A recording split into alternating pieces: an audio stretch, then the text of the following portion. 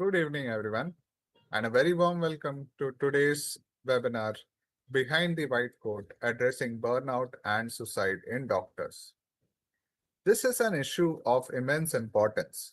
As physicians, well being directly impacts patient care, healthcare systems, and society at large. We are honored to have with us an esteemed panel of experts who bring unparalleled experience and insight. Our first speaker is Dr. Ashok Gupta, who is a Padma Shri awardee, professor of plastic and reconstructive surgery at BHIMS, Mumbai. With over 50 years of experience, Dr. Gupta is internationally acclaimed for his work in body contouring, craniofacial surgeries, and reconstructive procedures. He has received several global honors and is equally known for his philanthropic contribution through free reconstructive surgeries across India. Our second speaker joining us is Dr. Indira Sharma, Emeritus Professor of Psychiatry at the National Academy of Medical Sciences, a pioneer in women's mental health, child and adolescent psychiatry, and forensic psychiatry. Dr. Sharma has held leadership roles, including President of the Indian Psychiatric Society. With over 130 research publications and multiple books, she has shaped psychiatry education, and practice in India. We also welcome Dr. Yogesh Kumar Sarin, Professor of Excellence and Head of Pediatric Surgery at Lady Hardinge Medical College, New Delhi, a distinguished pediatric surgeon with 3 decades of expertise. He is globally recognized for his work in pediatric urology, neonatal surgery, and oncology. He has authored over 278 publications and currently serves as editor-in-chief of Journal of Neonatal Surgery. Our fourth panelist is Professor Dr. Saurabh Varshney, Executive Director and CEO of AIMS Patna and AIMS Devgarh. A renowned ENT and head and neck surgeon, Dr. Varshney has contributed over 250 publications, authored books, and received numerous fellowships and awards worldwide. His leadership extends beyond surgery with expertise in healthcare administration, tobacco control, and robotic surgery. Together, this distinguished panel will shed light on the pressing issue of physician burnout and suicide, exploring causes, consequences, and preventive strategies. I would now request Dr. Ashok Gupta to take this session ahead. Thank you, Shetil. I would like to share the screen as an introductory part.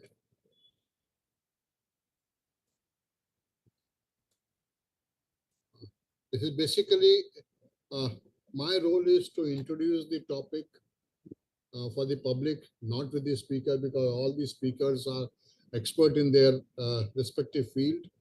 And basically, I want to start with, I want to pay tribute to uh, our Dr. Radhakrishnan, who was we are commemorating his birthday as a Teacher's Day. So Bharat Ratna awardee Dr. Sarvapalli Radhakrishnan was our second president of India, and he was awarded Bharat Ratna in 1954, the highest civilian honor in India. And tomorrow being his birthday, Teacher's Day, we all commemorate Teacher's Day. He had also served as an ambassador in UNESCO and later in Moscow. In 1952, he became the first Vice President of India and the second President of India.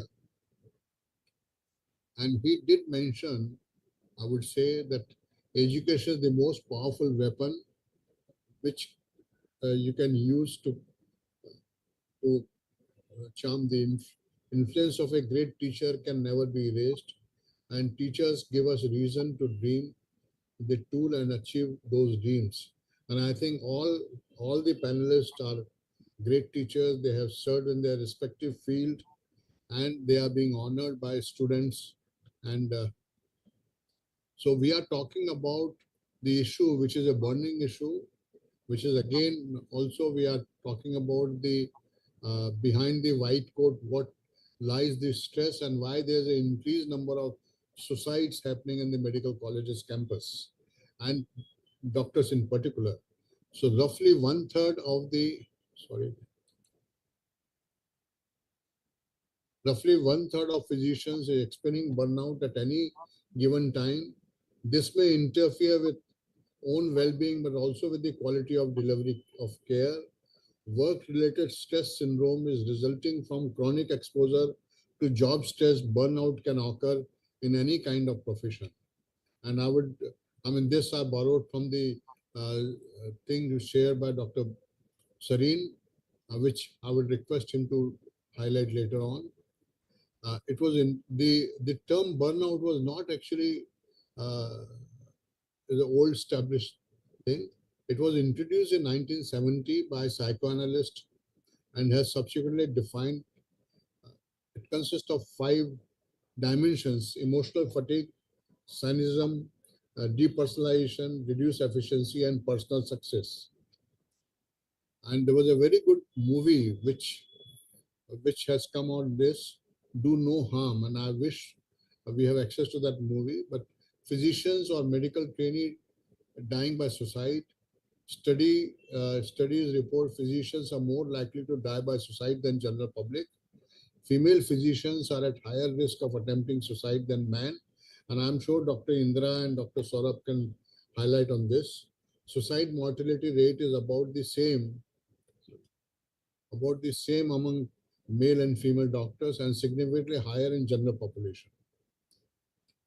Historically, physicians sought the help of suicide ideation, face professional punishment, including risk of loss of their risk of medical license, barrier to career advancement, and limits on professional privileges. And I would request Dr. Saurabh to highlight on these things, how these medical students are facing these problems now. Jumping off the rooftop, hanging themselves in genital closet, etc., a very common thing. Doctors are healers yet have highest rate of suicide amongst any profession. Medical students and families of physicians touched by suicide, come out of the shadow to expose their silent epidemic and the truth about a sick healthcare system that not only drives our brilliant young doctors to take their own life, but puts lives at risk. And as discussed with Dr. Indra Sharma, she is going to suggest some remedies and some question mark with the current healthcare system. Also, doctors must also routinely face with breaking bad news and are in frequent contact with the illness, anxiety, suffering, and death.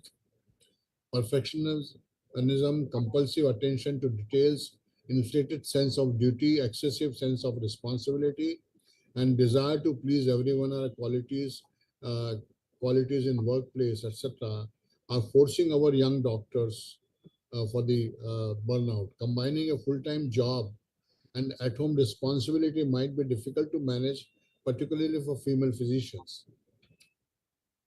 Preventive strategies on risk of suicide in physicians are strongly needed. As Dr. Saurabh suggested, there is a committee formed by Government of India, and he is one of the members. So we'd like to share the development and the progress which is being done. Women were mainly at risk compared to male doctors, and they should not hesitate to access mental health services or burnout prevention resources. And again, Dr. Indra will be covering this aspect. So we are very fortunate today. We have eminent panelists who have served as the directors, professors, and administrators. Dr. Indra Sharma, Dr. Yogesh Sareen, Dr. Saurav Varsne, and Dr. Shital has already introduced them. So I would invite them to join. Our basic uh, structure will be introduction, prevalence of symptoms, etiopathogenesis, effort reward imbalance model, organizational injustice model, burnout in physicians and how to deal with the burnout. And finally, we'll talk about the suicide. Burnout has become an important problem and a challenge for public health. Reversing these trends entail a concentrated effort on the part of healthcare organization, and the individual team that comprises them. Root cause like administrative overload and work-life balance can't be overlooked. And physician burnout is not just a workforce well-being issue; it is directly endangers patient care and safety. And with this, I open the panel discussion, and I invite Dr. Sareen to share his PPT and start the the discussion further. And then I will invite Dr. Saurabh and Dr. Indra to share their thought, and we have some question answers. Dr. Sareen, please. Can you see my slides, sir? Yes, yes, it's visible. Yes, Yes. sir. Yeah.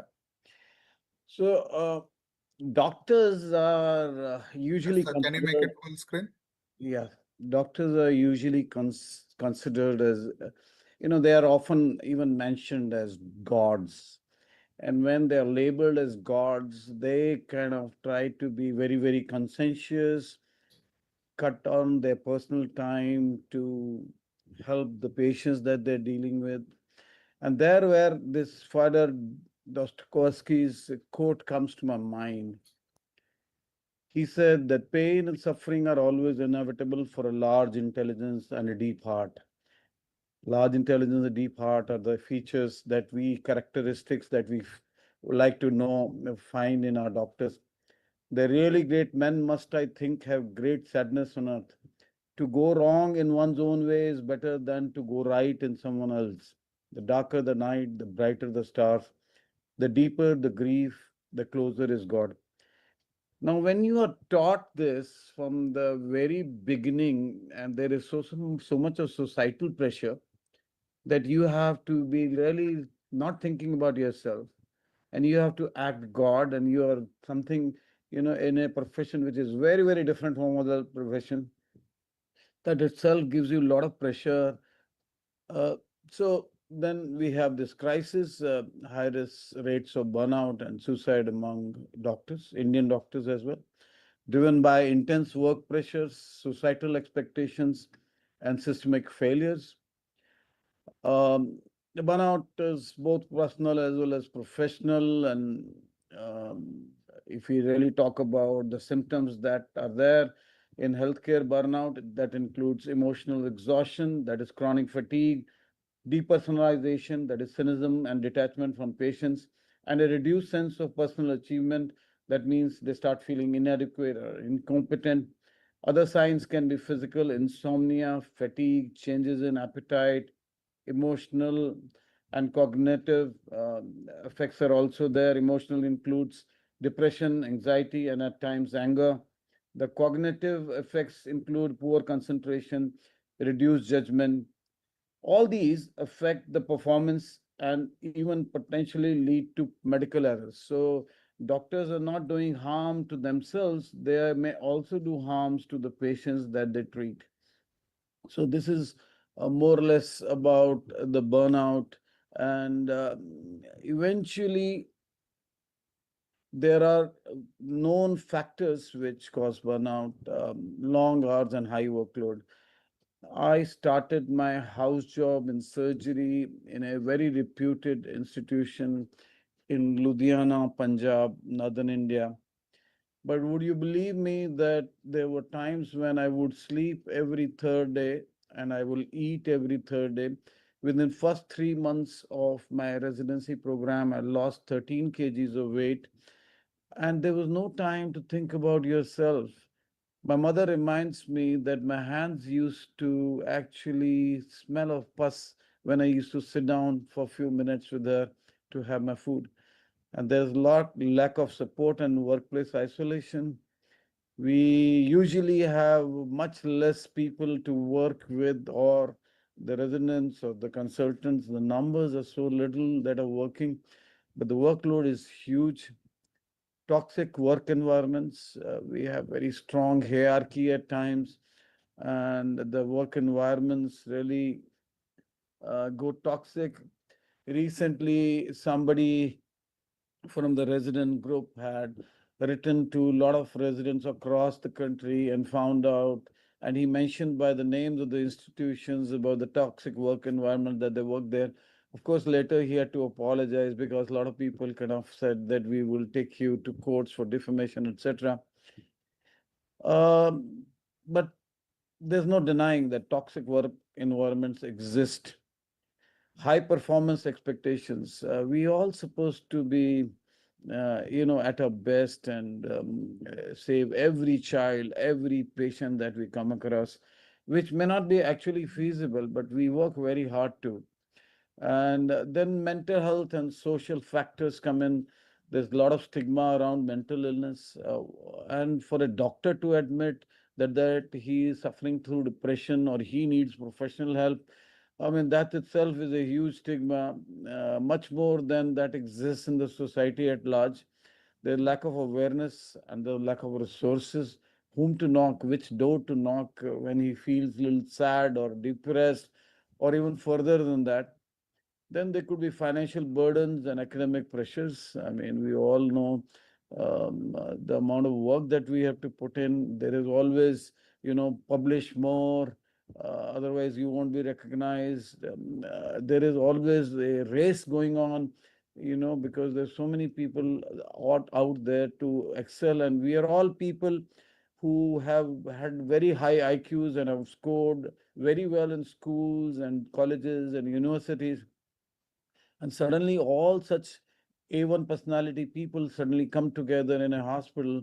So the pressure of excelling this race is too huge. We may have money problems, we may have health problems, we may have legal problems, depression, marital problems.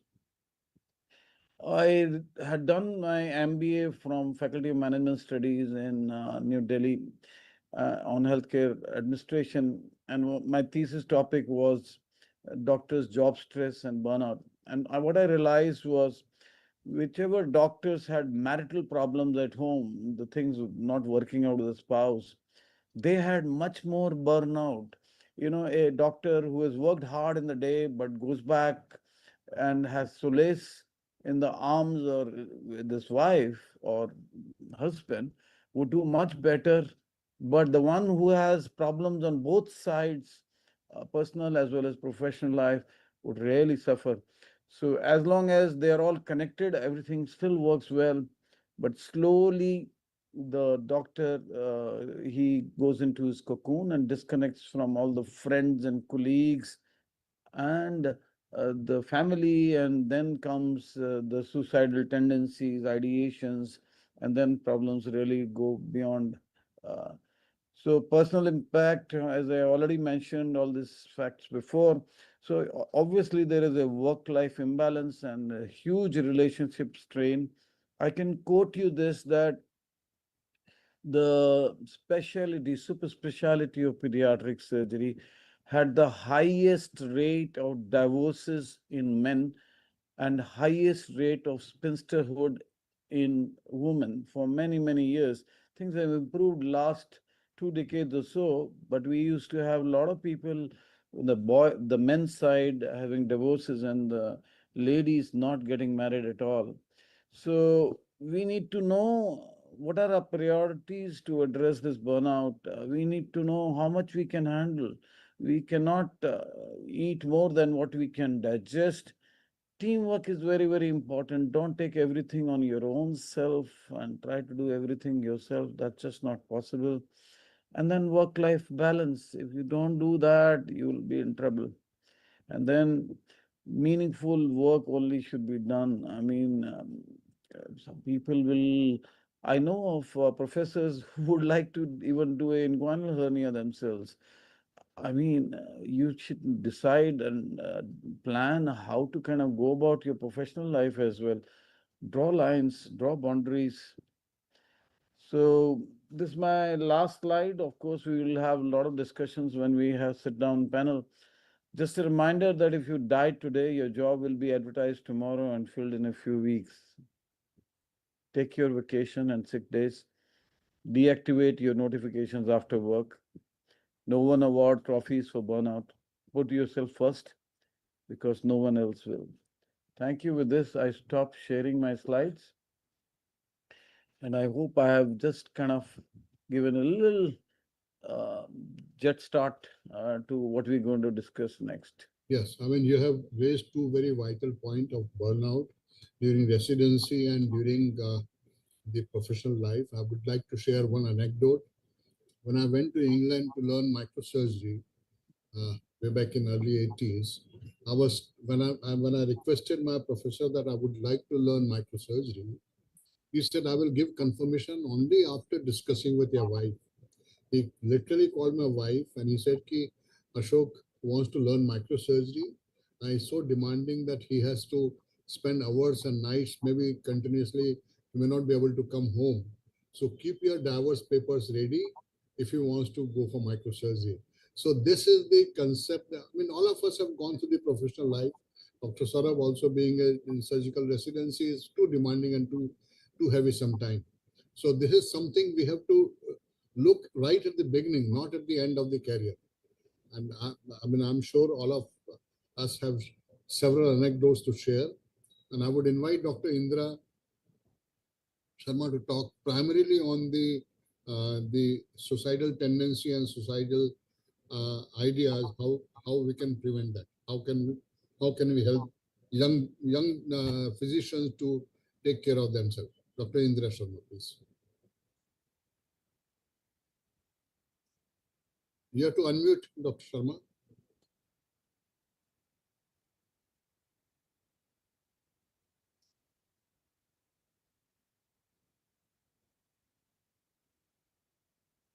I was in CMC Ludhiana, sir. You would remember Dr. A.B. Thomas Yes, yes, used to do microvascular yes, surgery. yes, And he'll scrub in at 8 o'clock and he'll be operating next day 8 o'clock also.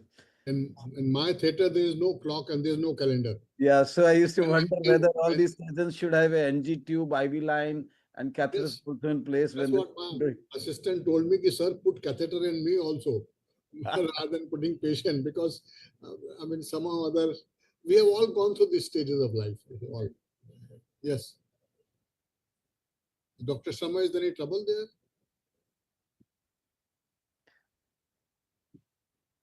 Shital, can you tell me? On the left hand side, there is a audio button which you'll have to press, Dr. Indra.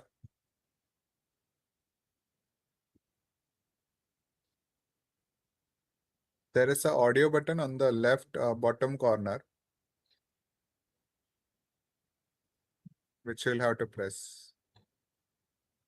Actually, while we are waiting for her to, I would like to quote the British system, particularly for surgical side, that they have a fixed duty hours, 8 hours shift, and no doctor is allowed to work for more than 8 hours. Otherwise, either he is compensated in terms of money, or there was a case I do recall in casualty in US in Norfolk, Virginia, that the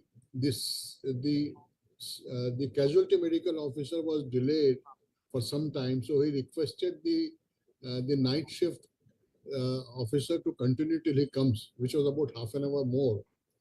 And there was a patient, he saw the patient, but the patient relatives sued the hospital that you made a tired doctor to work for beyond their duty hours, and he may not have attended the patient with full alertness and full success. Yes, Dr. Indra. So that this system, we have to establish a system where we can save our doctors.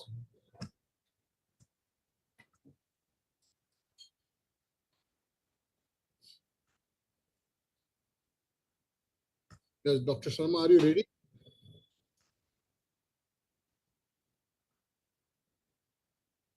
Yes, we can see the PPT.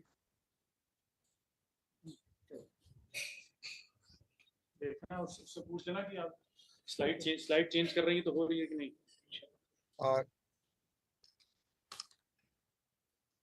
आप इसको share कर दीजिए with Sheetal. Hello, can you hear me? Yes, Yes, we can hear you, ma'am. Okay. Can you change the slides and check? Just check. Yeah, okay. So today I will be speaking about Dr. Burnout and suicide. Now, I think the first thing that we need to understand, who is vulnerable to burnout, and suicide. Now, the persons who are vulnerable are number one, they're experiencing a high level of stress for a long period. Two, the person is his personality traits are not good in the sense that he is not able to assert and adapt to the situations at workplace. Three, the person may be having a mental illness, could be bipolar disorder or schizophrenia, and may be in remission but on medication. So, such a person is highly vulnerable. Then there could be another person, doctor, who could be having a major history of a major mental illness like bipolar disorder, but may have recovered from the previous episode and is now medication free. And last but not the least, the persons who take alcohol and tranquilizers. These are the individuals who are at high risk for doctor burnout, and they are highly vulnerable to become depressed and commit suicide. Now, how do you recognize these people? The recognition can be made when the person is at the workplace, when he is at home with his family, and also outside when he is with his friends. At his workplace, it is the colleagues, the seniors, the juniors, the head of the nurses, the social workers, the head of the department, the administrators, and also the patients. Are in contact with the doctor, and Sorry so to they sorry have a to role. hello, ma'am. Ma'am, the slides are not changing. We are still at the first slide. We can see only the first slide. Oh, then what do I do? So share. Share तो है ये, पहले तो ये इसको full mode में कर दें, उसके बाद देखते हैं। स्लाइड करते ये रहेंगे। देखिए, सेकंड आई। नहीं नहीं मैम, नहीं आएगी। ये नीचे जाएंगे ना मैम, सबसे नीचे राइट साइड में पहले उसको ये प्याला सा बना हुआ है, उस पर स्लाइड नहीं चेंज हो रही, सेकंड स्लाइड नहीं आ रही, देखो। आपको रीशेयर करिए उसको जो I'll बड़े- help you here. हाँ, आप अनशेयर कर दीजिए यहाँ पर। हो रही है? हाँ, हाँ। एरो से हो रही है ना? बस नहीं हो रही इससे। हो रही है। यहाँ देखो ना, हो रही है कि नहीं। नहीं हो रही है? नहीं, यहाँ पे नहीं दिख रहा है। यहाँ कोई शेयर नहीं। यहाँ पे निकाल नहीं क्यों हो नहीं रहा है। फिलहाल? Are you able to see the next slide? No, no, we are not. We are still stuck at the first slide. First slide. I'll help you out. Can you unshare once? Unshare. सुनो क्या कह रहा है। Stop sharing. Hello. Hello. Can you unshare this? Hello. Hello. Can you unshare this? Yeah, I'll stop sharing. Yeah. Stop sharing and reshare them. So when you're sharing, you'll have to select screen, entire screen. अच्छा.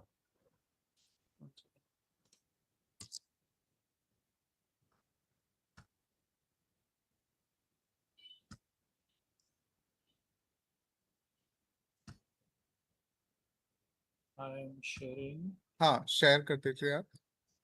इसे entire screen. Entire screen पे एक बार And then, click करके फिर share कर दीजिए। हाँ। Yeah, and then after that, I can just change the slide and see. Yes, the slides are loading right now. You can see now. Yes. Can you move to the next one? Can you move the slides now? One second.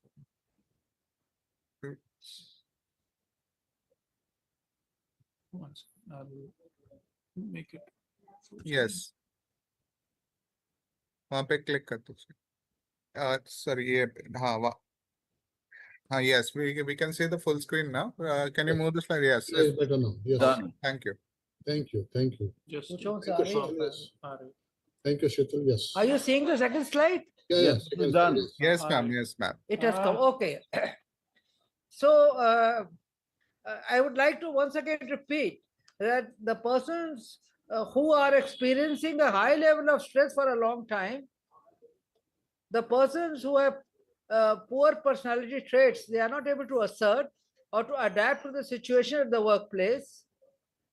a person who has had a mental illness in remission, who is on but is on medication, or another doctor who had a history of mental illness, but although he may not be on medication, he has recovered from the previous episode, he is also vulnerable. And lastly, the doctors who take alcohol and tranquilizers.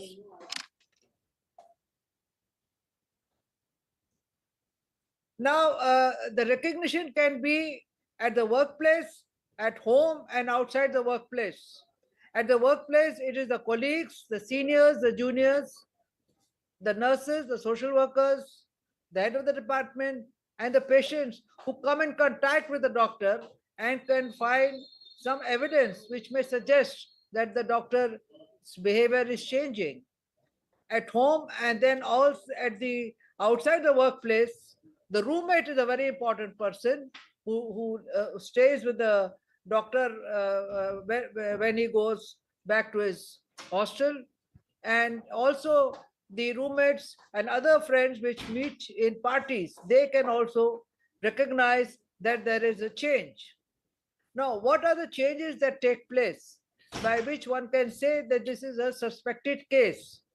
Now, the first thing that one must remember, that most of the persons who who have burnout doctors, and who are at a risk to commit suicide, most of them are suffering from a depressive illness. And for diagnosing a depressive illness, there should be a change in behavior for at least 2 weeks or more. Now, this change in behavior is seen. It is almost similar to sadness that we see in the real life, with some differences. The main difference is that there is no particular psychosocial stressor which can explain these symptoms. And despite that, we find the person talks less, is dull, he gets irritated, he's short tempered, he's arrogant, sometimes he just shouts back at you. Then he commits frequent unexpected errors. And a surgeon, for example, may leave the gauze piece in the abdomen and close the abdomen. Or another surgeon may schedule a surgery without following the mandatory protocol. Or a physician may forget to prescribe some mandatory medicines for combating the side effects. Or he forgets to give some important advice, say patient is on lithium, what precautions one can take to prevent lithium toxicity. Or he just absents himself without a leave application or not making any arrangement, and he frequently comes late for work. And now and then he has vague complaints, body ache, tiredness, weakness, restlessness. So all these things, when you find a change, he's not the usual self, make other people feel something is wrong somewhere. Now, this is at the workplace. Then at home also, the family may note. Again, he is dull, talks less, he is irritable, short tempered, arrogant. Then he has poor sleep or disturbed sleep.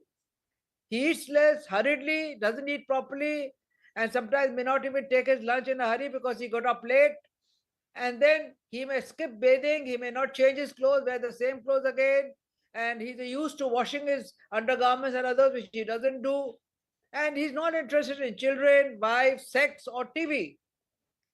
And then he doesn't attend any gatherings. And even when guests come, he doesn't come and talk to them at home, doesn't attend social functions.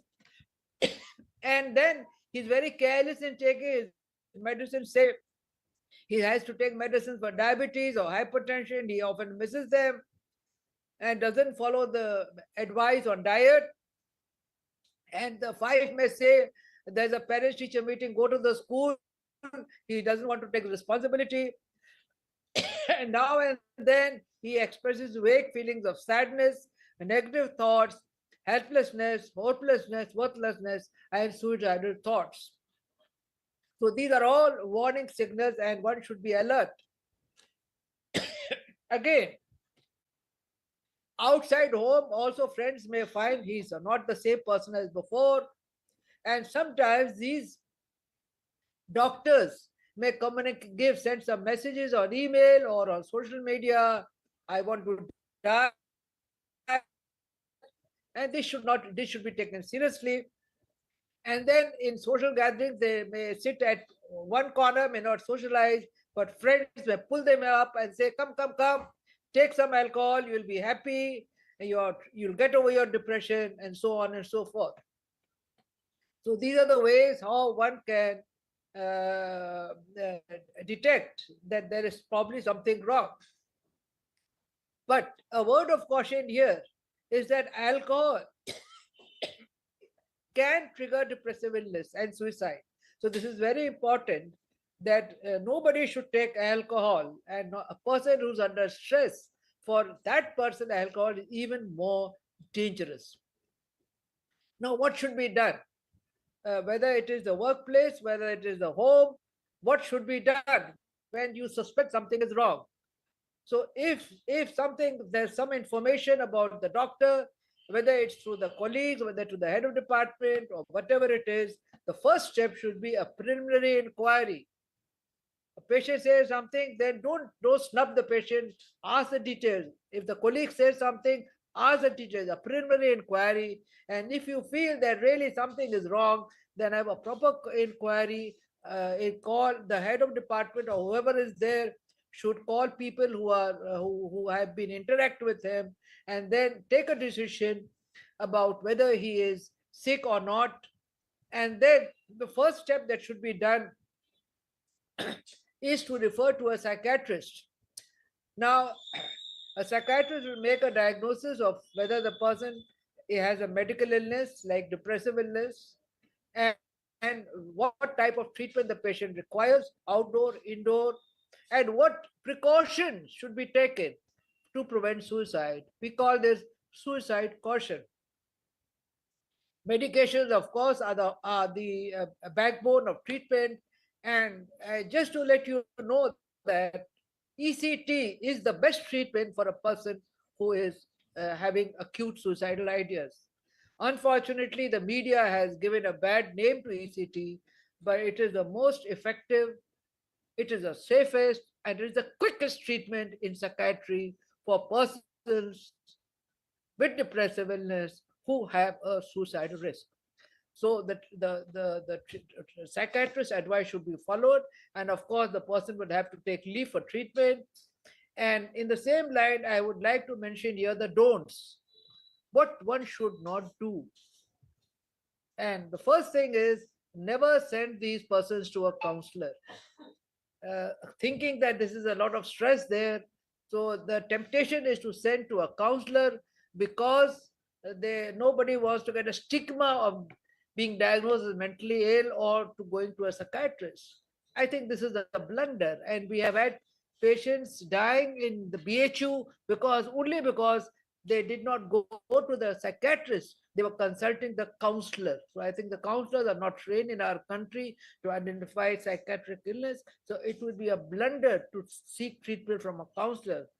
The other thing that somebody, when the psychiatrist says you have a depressive illness, get admitted, the first reaction often is consult somebody else. Oh, this doctor, he has his own vested interest. I don't think it is all that serious. So we people go to non-psychiatrists or to other people and take some advice, which is often the advice maybe, no, it is all right to give him some rest and so on. So that also would be detrimental to the patient. And mental illness has to be called a mental illness to be properly treated. I think there's no way out of it, and there should be no shame for acknowledging mental illness. Then there are some family members who think because there's so much of stress, give him a holiday trip. As they say, char dham kara dijiye, thik ho jayega. So the religious treatment or the holiday trip, they think is a treatment, but again, these are blunders which should not be committed. And if the person has a doubt about the psychiatric diagnosis or advice, then the only other treatment is to get another expert advice and not to go to a non-expert. Now, what should be done once we have talked about the management, but then more important than the management is the prevention, because nobody wants this to occur at all. Nobody wants anybody to be suicidal. So again, here it is at the level of the person, at the level of the family, and at the level of the society. At the personal level, it is very important to have, we must have awareness programs, and we must tell the person, people, that charity begins with self. So most doctors have a sense of, commitment to the patients. They want to help the patient. But let me tell you, you cannot help if you are yourself not well. So keep yourself well if you want to help others. So charity begins with self. Take proper food, do exercise, maintain a healthy lifestyle, and you must have good adaptive skills, because it is very difficult to change the system, but you can make minor changes in your lifestyle to cope with the things that are going on in the system. So this is very important, that should be done at the personal level. And then one should have healthy cognitions. I think if you go to yoga, then the first two steps are yam and niyam, which outline the code of conduct. And in the code of conduct is, of course, that one should not acquire or hoard health wealth, because there's a lot of greed, because medical consultations give a lot of money. The people want to make more money, and that is actually also one of the causes for stress. So I think we should have healthy cognitions. One should earn money in the right way, and it should not be at the cost of one's own health. And then, of course, healthy lifestyle is absolutely necessary for all people. And then, if a person has a psychiatric problem, it is important that one takes advice as per the doctor. A common problem that we see is, once the patient recovers, they stop their medicines. It's important to tell people, don't be your own doctor. The decision to stop medicines also is a medical decision, and it must be taken with the advice of the doctor. So these are some of the advice to prevent depressive illness and suicide. And at the family level, again, the same advice: make sure that your doctor relative has a healthy lifestyle, and if he is illness, he is maintaining a regular follow-up with the psychiatrist, and the medicines are not stopped without the clear advice of the psychiatrist. And even after stopping medicines, a good psychiatrist will always say, come to me for at least 2 follow-ups after every 2 months or 3 months, to make sure that the symptoms have not resurfaced once again. The institution, what the institution should do to prevent more suicides in the institution. This is very important. At the institute level, I would like to say that every doctor's suicide is a warning for the institution. So it should not be taken lightly. And the first thing that one should do, the administrator should have a meeting, and all persons concerned, including the experts, should be called and invite suggestions from them. And then, once the suggestions are there, then certain policies can be made. There can be changes in the policy, some rules can be enacted, and then, of course, action. And last but not the least, I would like to make a few suggestions which can be incorporated in some of the institutions. And this is to have a better working environment for doctors. First is that we should have primary care with a three-tiered system of referral: the basic, primary, specialist, and then the super specialist. And then there should be 8 hours duty. And if one works more, then it should be compensated by leave. Then supportive staff would be a great help, say for filling investigation forms and other work. Then liaison with the private medical sector is very important. We see this in the UK. Emergency patients who cannot be admitted in, say, for example, in BHU because of shortage of beds, then the nurse can liaise with the private sector and tell them, this is the diagnosis, do you have a bed? And patient can be shifted. This is another thing. Then, of course, healthy food, although some institutions have, many do not have, must be available in the campus. Then sports and cultural activities are very important, because they dissipate stress. Stress is very important, and they also allow people to mix with each other, socialization. And this is a very important part of lifestyle which must be facilitated. Then there's a trend now that people want single seated rooms, which I am very much against this. one should always have a double seated room, because when you have a problem, it is your roommate who will ring the bell and say something is wrong. So I think double seated room should be there, and alcohol should not be allowed in the campus. So this should be the admission. Although the rules are there, but they are not being properly enforced. So these are some of the things that I would like to say. And in the end, I would like to say that a prevention of doctors burnout is everybody's responsibility. Thank you, Dr. Thank Sharma. you very much. Thank you, Dr. Sharma, for excellent uh, explanation on burnout and suicide. And I would like Dr. Saurabh and Dr. Yogesh again to further expand the issues of burnout. But I would like to quote two points which are in your discussion. I mean, all of us have worked in a large public hospital. I worked in JJ Hospital. I worked in Medical College Nagpur, which more than 5,000 OPD to 10,000 OPD per day. And the residents are made to sleep in a common, one single room, 8 to 10 residents in one room. Sometimes the number of cots are less than the number of occupants, and whosoever is on emergency duty sleeps in the duty room and other people sleep in the room. So I don't know when this situation of resident stress will change in our country.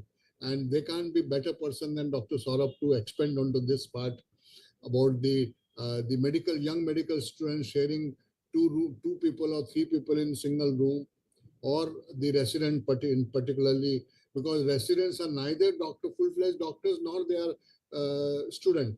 So they are sandwiched between them. So I would invite Dr. Saurabh to start discussion these points, and then we'll have an open panel discussion. One more point, Dr. Sharma, my impression was that suicide is impulsive and spontaneous. The way you have described it looks like the person plans for a suicide to happen.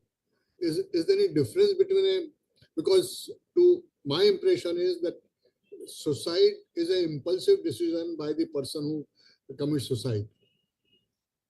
I would like to respond that yes, suicide can be impulsive, but it is a maladaptive manifestation. And if there is no underlying mental disorder, we will label it as adjustment disorder with depressed mood. Yes, yes. So it remains a mental disorder, even if it is done in an impulsive manner.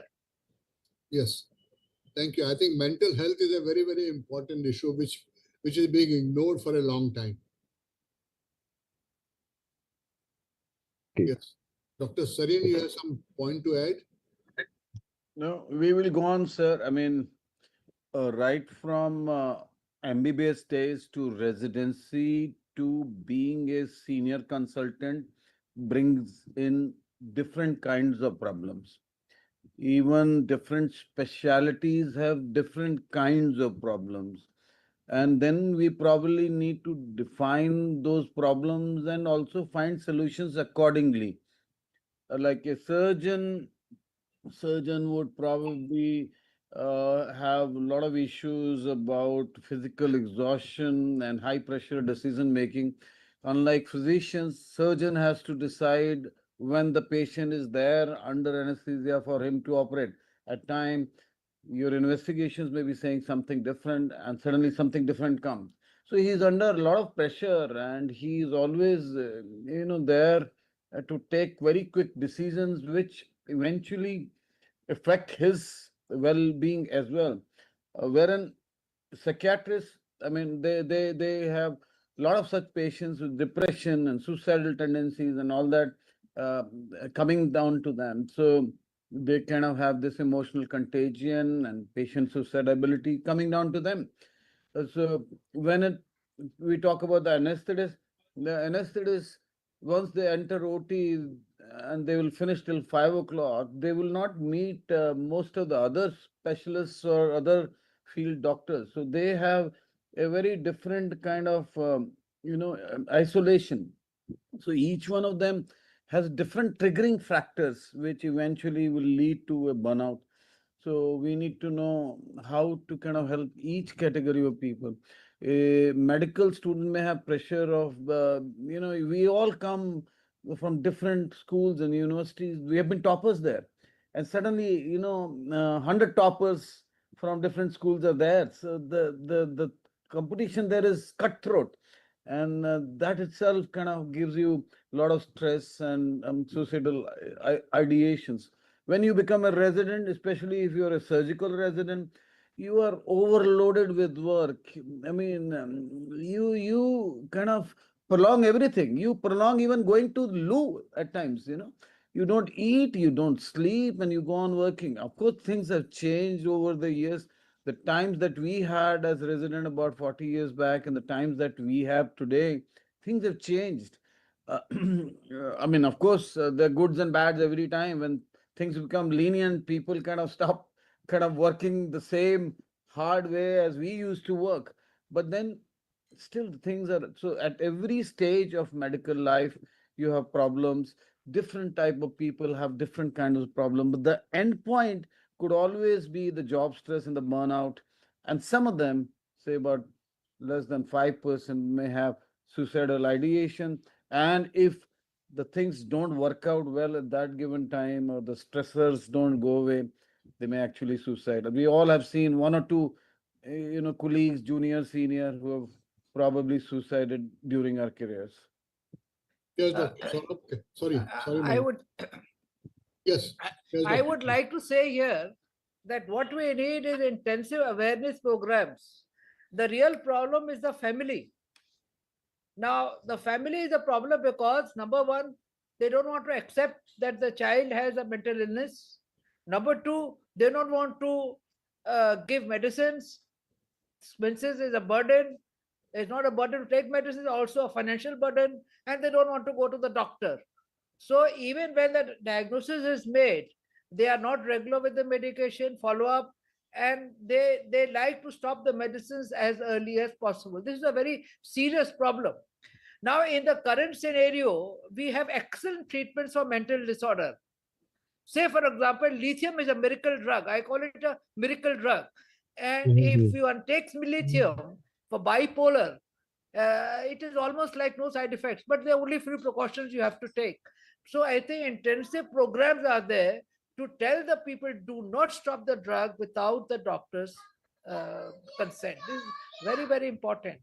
And I had a student in my department where I raised the voice that she was not well, and we called the parents, but Fallon's father was furious how why she was labeled as a mental patient. And a lot of problems were there. There was an inquiry committee and whatnot. Finally, he accepted it, but then again, treatment was not regular. It was stopped after her marriage, and then she died. So I think these things are there that parents they Yes. try to be over smart. And my message I want to give that if you have a disease, take medicines as a part of your food, just like you take food every day.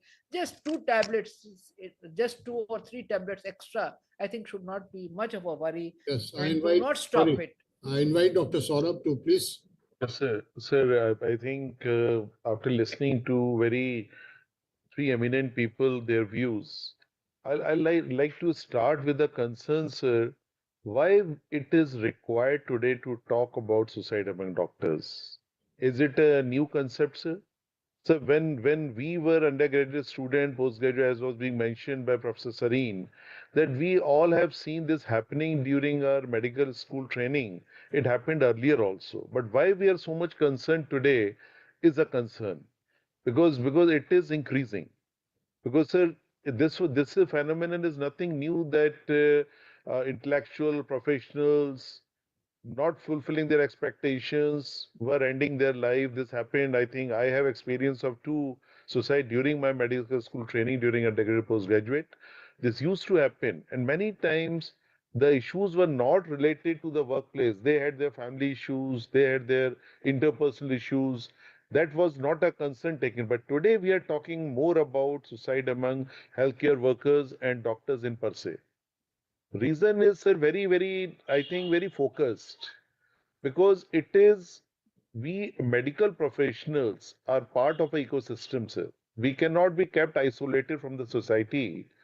When this is increasing in the society overall, the stress levels, the expectation, the competition, and our profession is also part of that ecosystem. First, we have to accept the reality that it is we are not in a silo working as a professional, sir. So we are working with system, and this system is also impacting our mental well-being.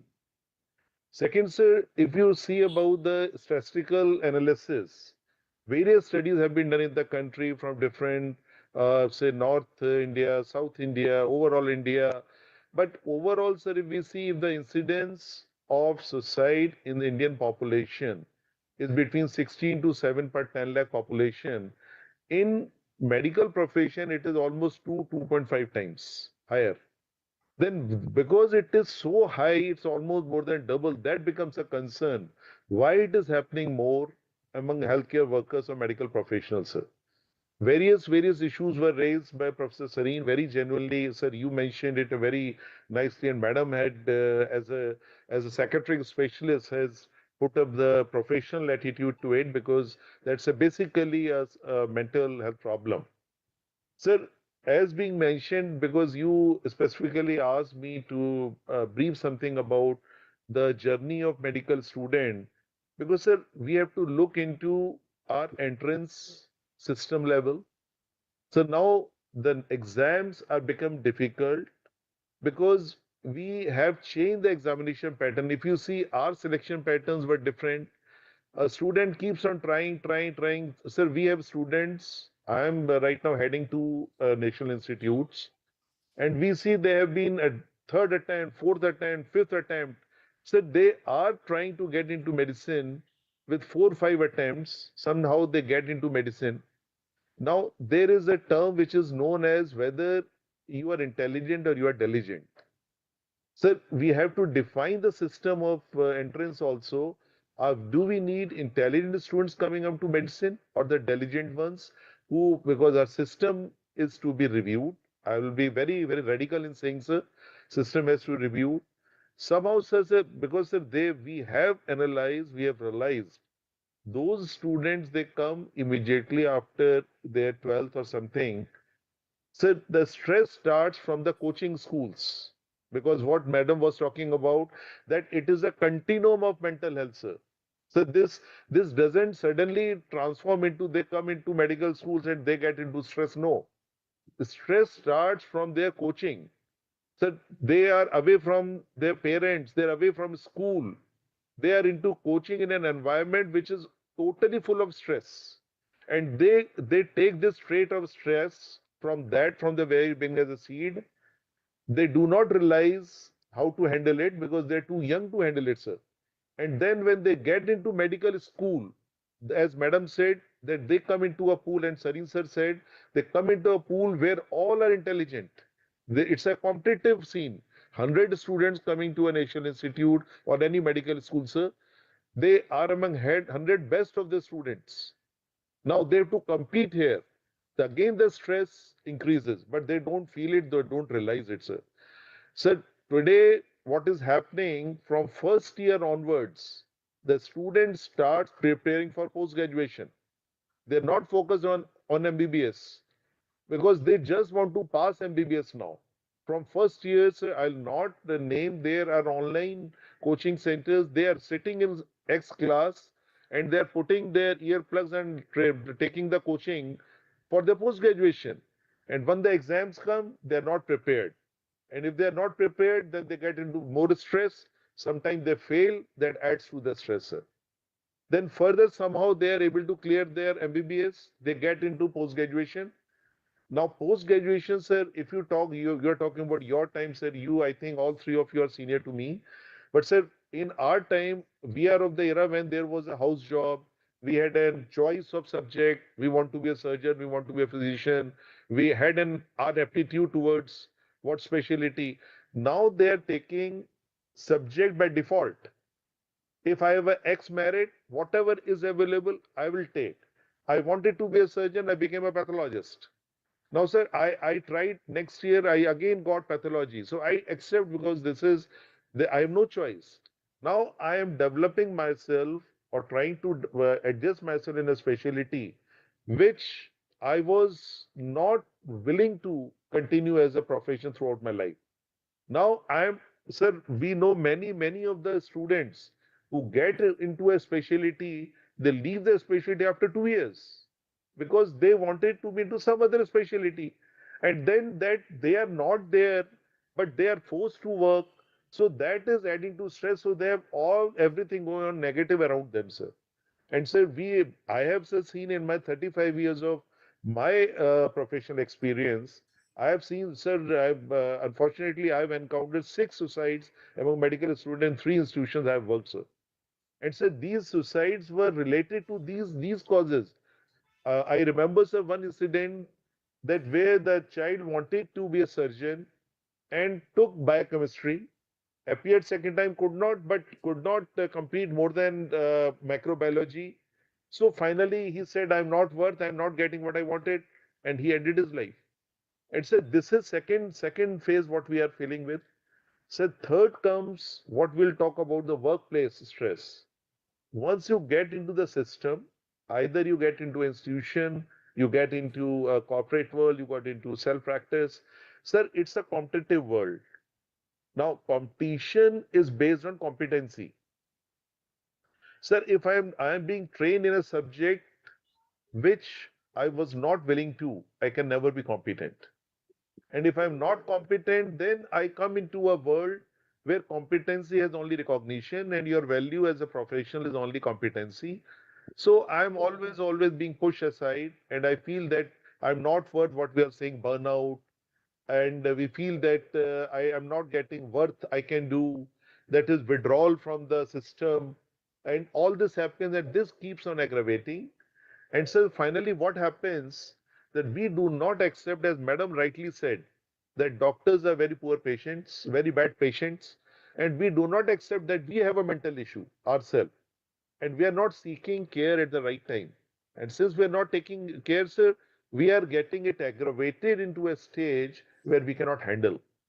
And something we cannot handle, we try to end. And that is the worst part of it, sir. And sir, the journey total has to be looked. And sir, I think when we talk about this burnout and suicidal tendency or suicide in health professional, I mean, sir, here, even nurses, sir, I know that we have one exam of entrance, that is NEET now. If you get good marks, you get into MBBS. If you are not able to get those marks, you are into nursing. So we had in my career, I saw one girl who just missed MBBS seat by very few marks, and was the first attempt. The parents forced her to join nursing, was from a humble family, and she ended her life because she was not given an opportunity to take her career goals next time. Because we have only one exam and she could not perform as per expectation. So there are many, so this is a multifactorial cause, and multi-layered answer has to be there. So we cannot have one answer. Sir, it is not that every say a resident is under stress. We have students, residents under stress, and it is not generated during joining of the institute, sir.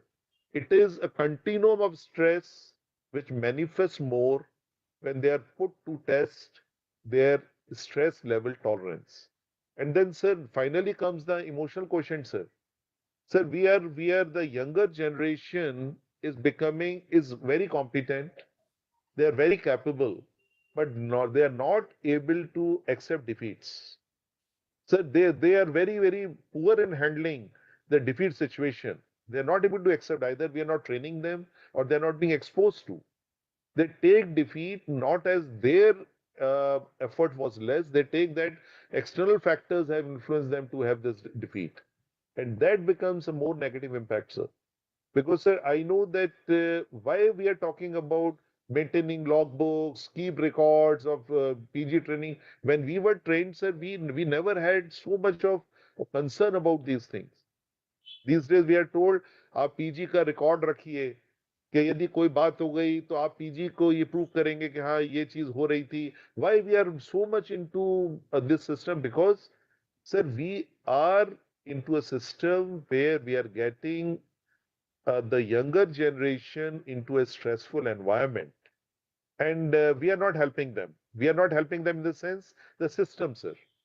because system is not cordial. So because if a PG says I'm not feeling well, I will not be there for 3 days. Sir, I think there will be very few consultants who will say, okay, it is. They will say, no, no, you have to come, you have to work, rather than talking why you are feeling so that you are doing so good, why you want to take break for 3 days. Sir, very few will ask this today. So that is third, sir. If I talk about the workload, I think, sir, you rightly mentioned that we in our country, as you mentioned in UK, sir, my son is working in UK, my daughter-in-law is in UK. I know their system, but sir, we have so much of patient load in hospitals, and we are totally dependent on residents because all the hospital we have to accept runs on the residents, sir. So the all the load comes on the resident. And we know, sir, you rightly said, sir, we also had those time that, as Professor Sareen sir was mentioning, that we could not sleep. We used to keep our everything in the lockers, that whenever we'll have a chance, we'll take a bath. All this used to be, sir. But then we had a support system. Then, sir, we had a support system. We were interacting. And, sir, last thing I like to add, because I think I've taken much time because I got the last chance. So, sir, because the social media and addiction we are missing out, sir. The social media is a very, very, sir, nuisance to make negative mental health impressions on the not only younger, sir, even the faculty and consultants also, sir. So social media and addiction, madam had mentioned about alcoholism and tobacco. I think they are also major factors that we are going more into addictions, and addiction leads to more of depression. More of depression leads to more of suicidal tendencies, sir. And sir, last is the self-care. Sir, you rightly mentioned that we rarely get time to take care of ourselves. Sir, we have to get up early at 7 to reach our theaters at 8 because the incision time is at 8 a.m. We finish our surgery at 8, then we finish around at 9, 10. We come back. So where is the time for self-care? So self-care is very much required when you have stress, and we are not countering with self-care. So maybe even a proper sleep. Even a proper sleep is a part of self-care, sir. So we are not, because in our times, sir, we used to at least have that time for some good sleep, some good food, some good environment to relax, which is, I think, missing. That is also a concern. I think, sir, these were some of my observation points with an experience of 35 years being into medical profession as a faculty, sir. Uh, Over to you, sir, Professor Gupta, sir. Thank you very much. You raise very pertinent point, and I think this is very, very vital. During, of course, I'm little uh, uh, older to you by a few years, but during my time, anybody scoring above 60% was assured of an admission to medical school. There was no tension if you are good. But I mean, the current situation, despite all the benefits, 98% and above, he is not sure whether he will come into admission, get the admission. And the tension starts from the secondary school. The parents say he has to go to medical, so the boy is put under a lot of tension, pressure. So I think we need to have a relook at the system of providing admission to professional colleges. Second point, which you mentioned about the resident welfare and resident stress, I think this is a universal phenomenon. It's not only limited to India, or I have worked in, luckily, in all three major countries. USA, I have worked, I did my fellowship. I did my residency in UK. If you are working in a specialty which you love, you have to spend a lot of hours in the operating room, you have to spend a lot of hours in the lab and library. Unfortunately, what you mentioned about the social media and internet, I feel the internet has taken away the buffer zone which you used to have while reading in the library and sitting and chit-chatting with others. Now everybody is busy only, even in the surgeon's room and common room. I realize that people are just looking at their phone and they are not even talking to each other over a cup of tea. So this is something which I think Dr. Indra can suggest what are the solutions for this.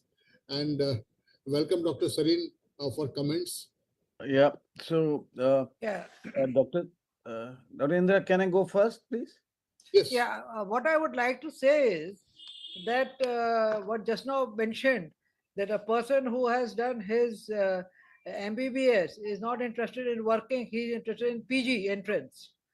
So obviously there are some problems with the system. I don't want to discuss all those problems, but we are all aware that there are problems in the system. And because of the loopholes in the system, the person manages to be away from his duty and be studying. And many students may not be doing their internship also properly. So these things have to be looked. That would be another agenda for that, to look into the deficiencies of the system. The other thing which I would just want to highlight here is the greedy parents. I call them the greedy parents. Why? Because money, we also have addiction for money. If you have money, you know the worth of money, so you want more money. So what we are seeing every day in clinical practice, that the parents have very high aims. They do not see the ability of their own child. They are willing to spend any amount of money on say tuitions, coaching classes, but the only thing behind that is, I want to see the results, I want to see the results. And that puts tremendous stress on the students. And if students are appearing again and again for competitions, who is sponsoring them? It is the student, it is the parents. So I think parents need to be enlightened about, they should look into what are the capabilities of the child. And even if they are ambitious, there's no harm in being ambitious, but there are safer options. For example, instead of sending a child to a coaching institute in Kota, it would be better to keep the child with you in Varanasi. There can be a local coaching student and you can have a tutor once a week, something like that, for answering the difficult question. That would be a safer option. And he could be in contact with a psychiatrist if he's having a mental disorder. But very many of the parents do not accept this. So this is also, I think, a lot of awareness programs that we need in this regard. the Actually, other thing i just sorry. the other thing I want to just mention, the problem when a senior person has a psychiatric disorder, who is going to bell the cat? This is a very important problem. For example, the director of CIP Rachi, he was a patient of bipolar disorder, and he committed suicide by shooting the gun into his head, and the wife was in the next room. And for several months before that, he was having depressive illness symptoms. He was postponing meetings, he was talking less. So I think these are some of the problems. So entirely then the entire responsibility falls on the family must see that if my son or my husband is having an illness, I must make sure that the treatment is given properly and regular follow-up is there. So I think this, we have to hammer this very nicely. And last but not the least, I think there is a trend to demedicalize psychiatry. Nobody wants to use the word mental illness. They say mental health instead of mental illness, or mental health issue. And nobody wants to go to the psychiatrist. People want to go to the counselor. I think this is a very unhealthy trend. Illness has to be called an illness for it to be treated. I think and there should be no shame if one has a mental illness. Just Thank want you. to add one point Dr. Saurav has mentioned, and the medical profession has lost its attraction. There are very few people want to send their children, looking at the stress, looking at all those parameters. So we are losing. I mean, it's obvious that several of medical colleges have vacant seats for MBBS and MD and MS. So there is something which is, if this trend continues for next 10 and 20 years time, we all know that what is going to happen to the country. So we need to reverse this trend. We need to bring back the confidence in the profession, and we need to bring back the confidence of parents that yes, this system is going to be useful system. I was the member of the board of governors when the NEET was passed, and we know how much stress we had undergone as a board of governors to pass this system. It was initially proved to be a good, but now it has his own problem. Now, Dr. Sareen, Yoga Sareen wanted to add some Yeah, comments so on this, please. I like to cover some points which probably have not been covered yet. Dr. Vashne did mention about emotional quotient. We are all talking about very high IQs and, cracking with very high scores. But if you go to USA, there is a residency match program where they actually test your emotional quotient also to know whether he would survive the specialty he's opting for. If he's not, so they would not choose that person. So what happens is I kind of have a little disagreement with Dr. Sharma about burnout and to be labeled as a mental disease. Burnout scoring systems are available. I did it for my MBA. There were people who had very high burnout scores, but they were not really having any mental issues or disease as such. The moment the circumstances which added to that burnout were taken care of, they improved. The burnout scores also improved. I remember a senior consultant along with me also were having divorce issues at his place. Now he works 12 hours a day and goes back home and goes into a system where there is all negativity. The moment counseling happened and things became all right at the personal front, emotional quotient improved, everything became all right. So that's one thing, to emphasize more on emotional content and the help. And there is one thing more which I wish to kind of suggest here, which I experienced in my alma mater, Christian Medical College, Ludhiana. There were mentorship programs as well as peer group programs. Mentorship programs means that the moment you join MBBS, you would be foster child of one of the professors. Everybody stayed in the campus. That was fantastic. So these children, so every batch was just 50 students. One or two students from every batch would be foster child of a particular professor. So you will have interns also there, first years also there, and we're meeting every week. And these are our foster parents. And they were very encouraging to tell whatever you want to share, even your bad things, even your worst side. If you would talk to the professor, they will sit like parents with you and kind of help you out. And the group which was elder to you but still coming as foster child, in that group are your siblings really in the hostel. You could walk up to their room anytime and they'll help you. So that really helped. When we became consultants, they had another concept that came in, peer groups. They made peer groups of these consultants. So, as Dr. Sharma said, nobody wants to call it as a mental and go to a psychiatrist. But on a Sunday, we 7, 8 professionals from different departments who are now put in a particular peer group would meet at home over a lunch. We will talk for 2, 3 hours, and then we will discuss all kind of things that go right and wrong in our lives and help each other.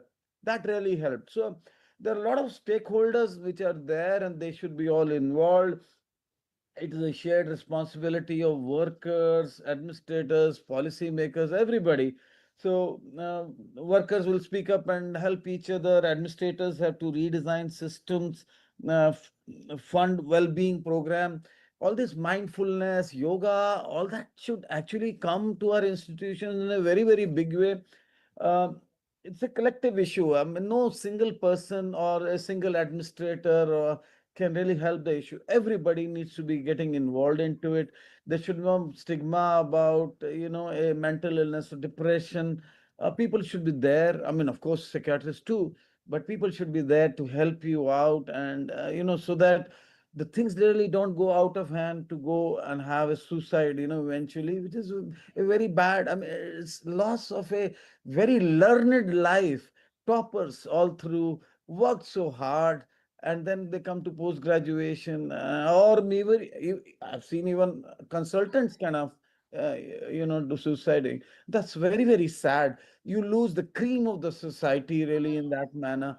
So let's avoid doing that. Let's help each other. Yes, thank you, Dr. Sareen.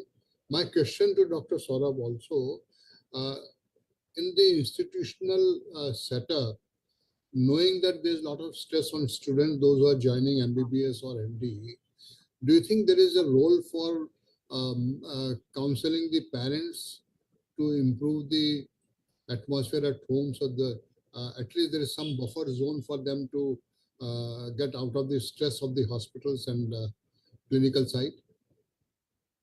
Sir, I think it's a very pertinent observation.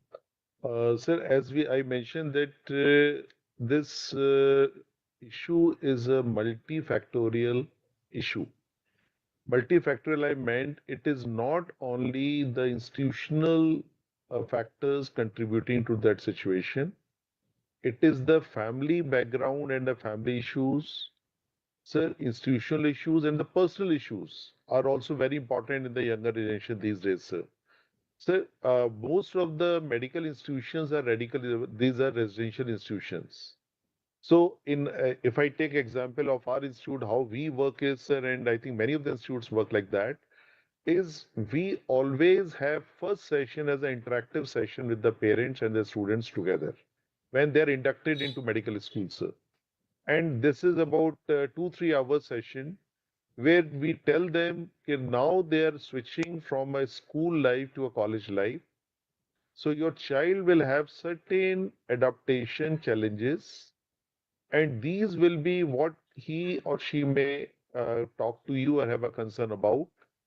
And these are some are normal, some are abnormal. So you should be aware about those warning signs or abnormal changes in your child. Suppose a child is there and is always saying to leave the institute, is the first warning sign. Second is that he is not regular in his academics, and whenever you are calling up, child is not picking up the phone. Because sir, the first these days the protest of the child is towards family is not to respond their calls. So he want to dissociate from the family.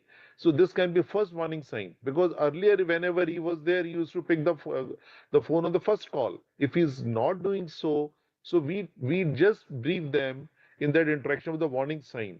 Many of them, madam mentioned in her slides, but many of them were for a professional. But when we are talking about student, what you are asking about induction, so in that interaction, sir, we brief them, then we give them access to, sir, as Professor Sarin sir was mentioning about the mentorship program, sir, in our institute, we have renamed it as the Institute Guardianship Program.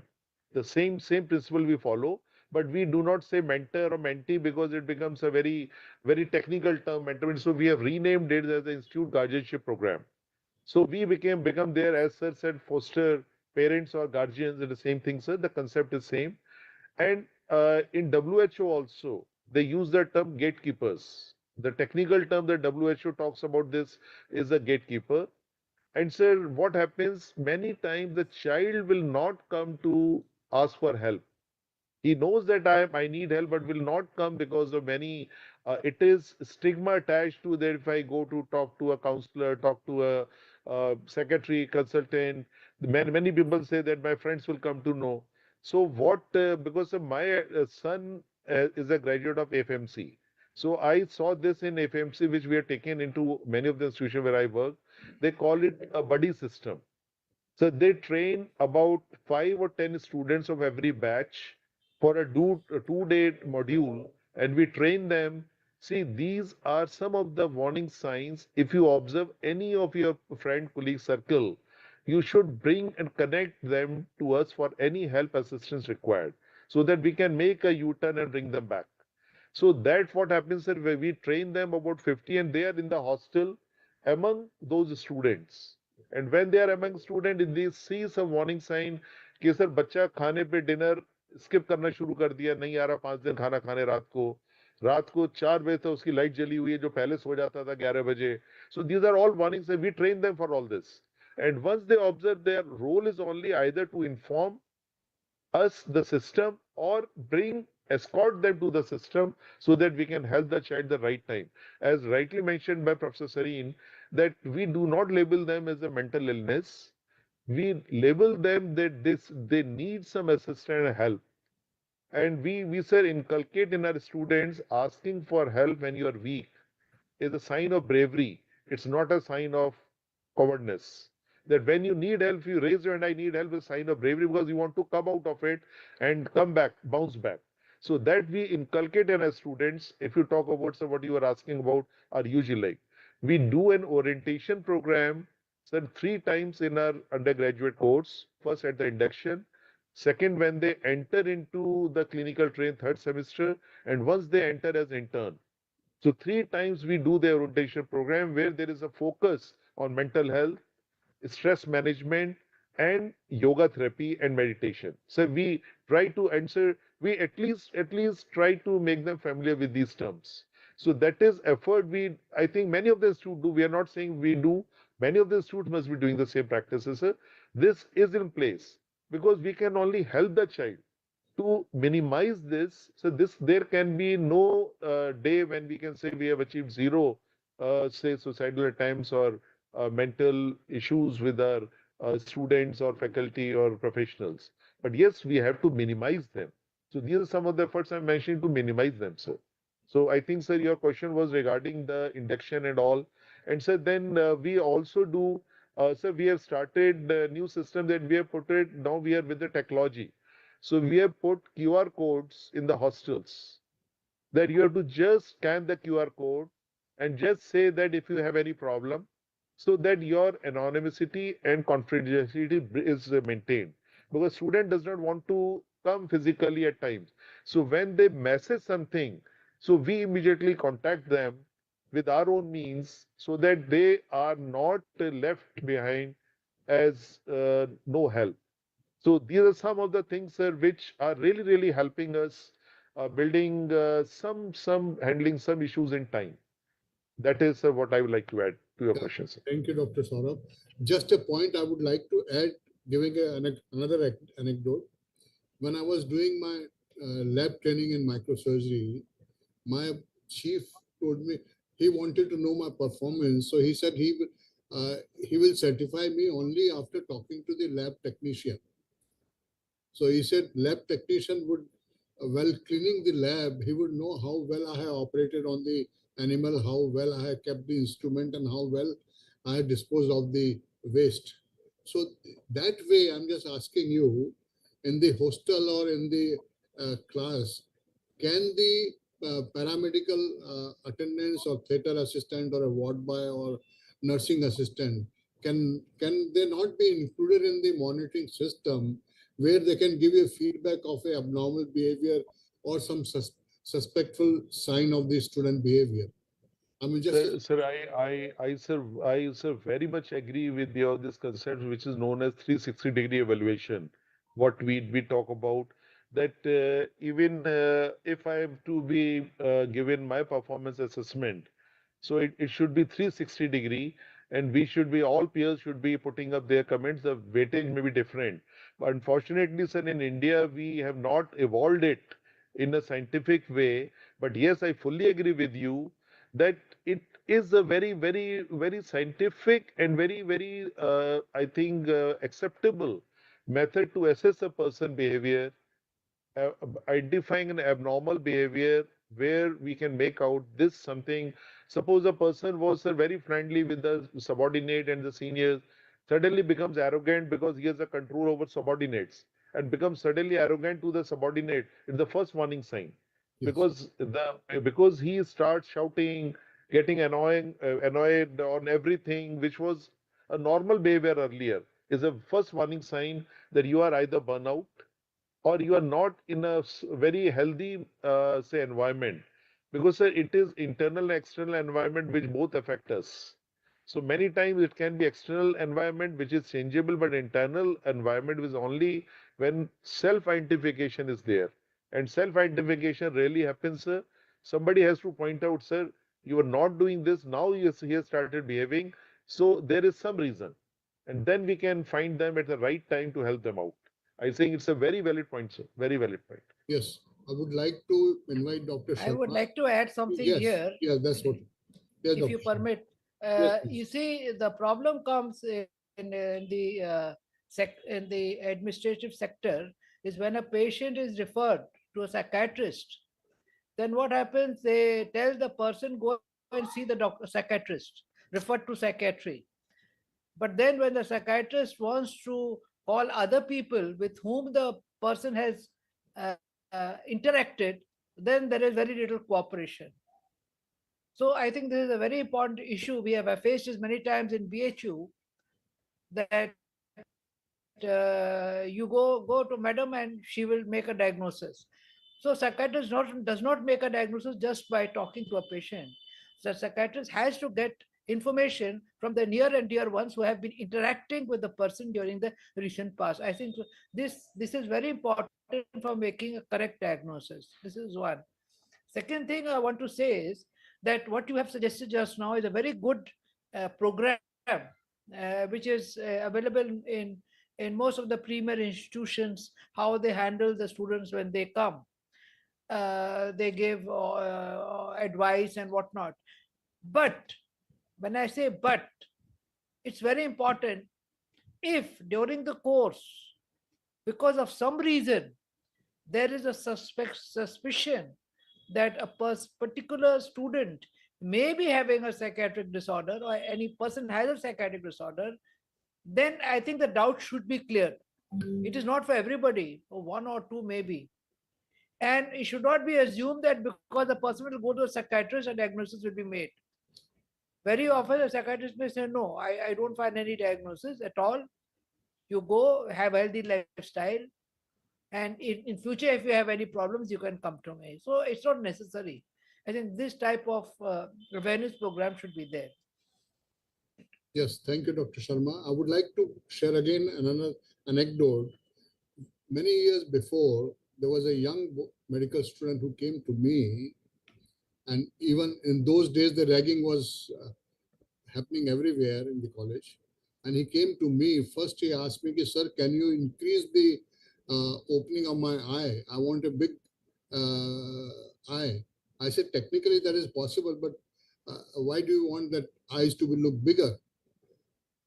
Then I said, you bring your mother or parent. Then he comes back with his mother and he said, no, I don't want my eyes to be made bigger. Just make a big scar on my forehead. I said, you are the, I'm known for removing the scar. You want me to create a scar? So I asked him, what is the reason? So he kept quiet. The mother said, he's studying in second year. In first year, he was ragged too much by ragging. So he practically left college and he wanted to show the others. He said he wanted to have the angry look on the face.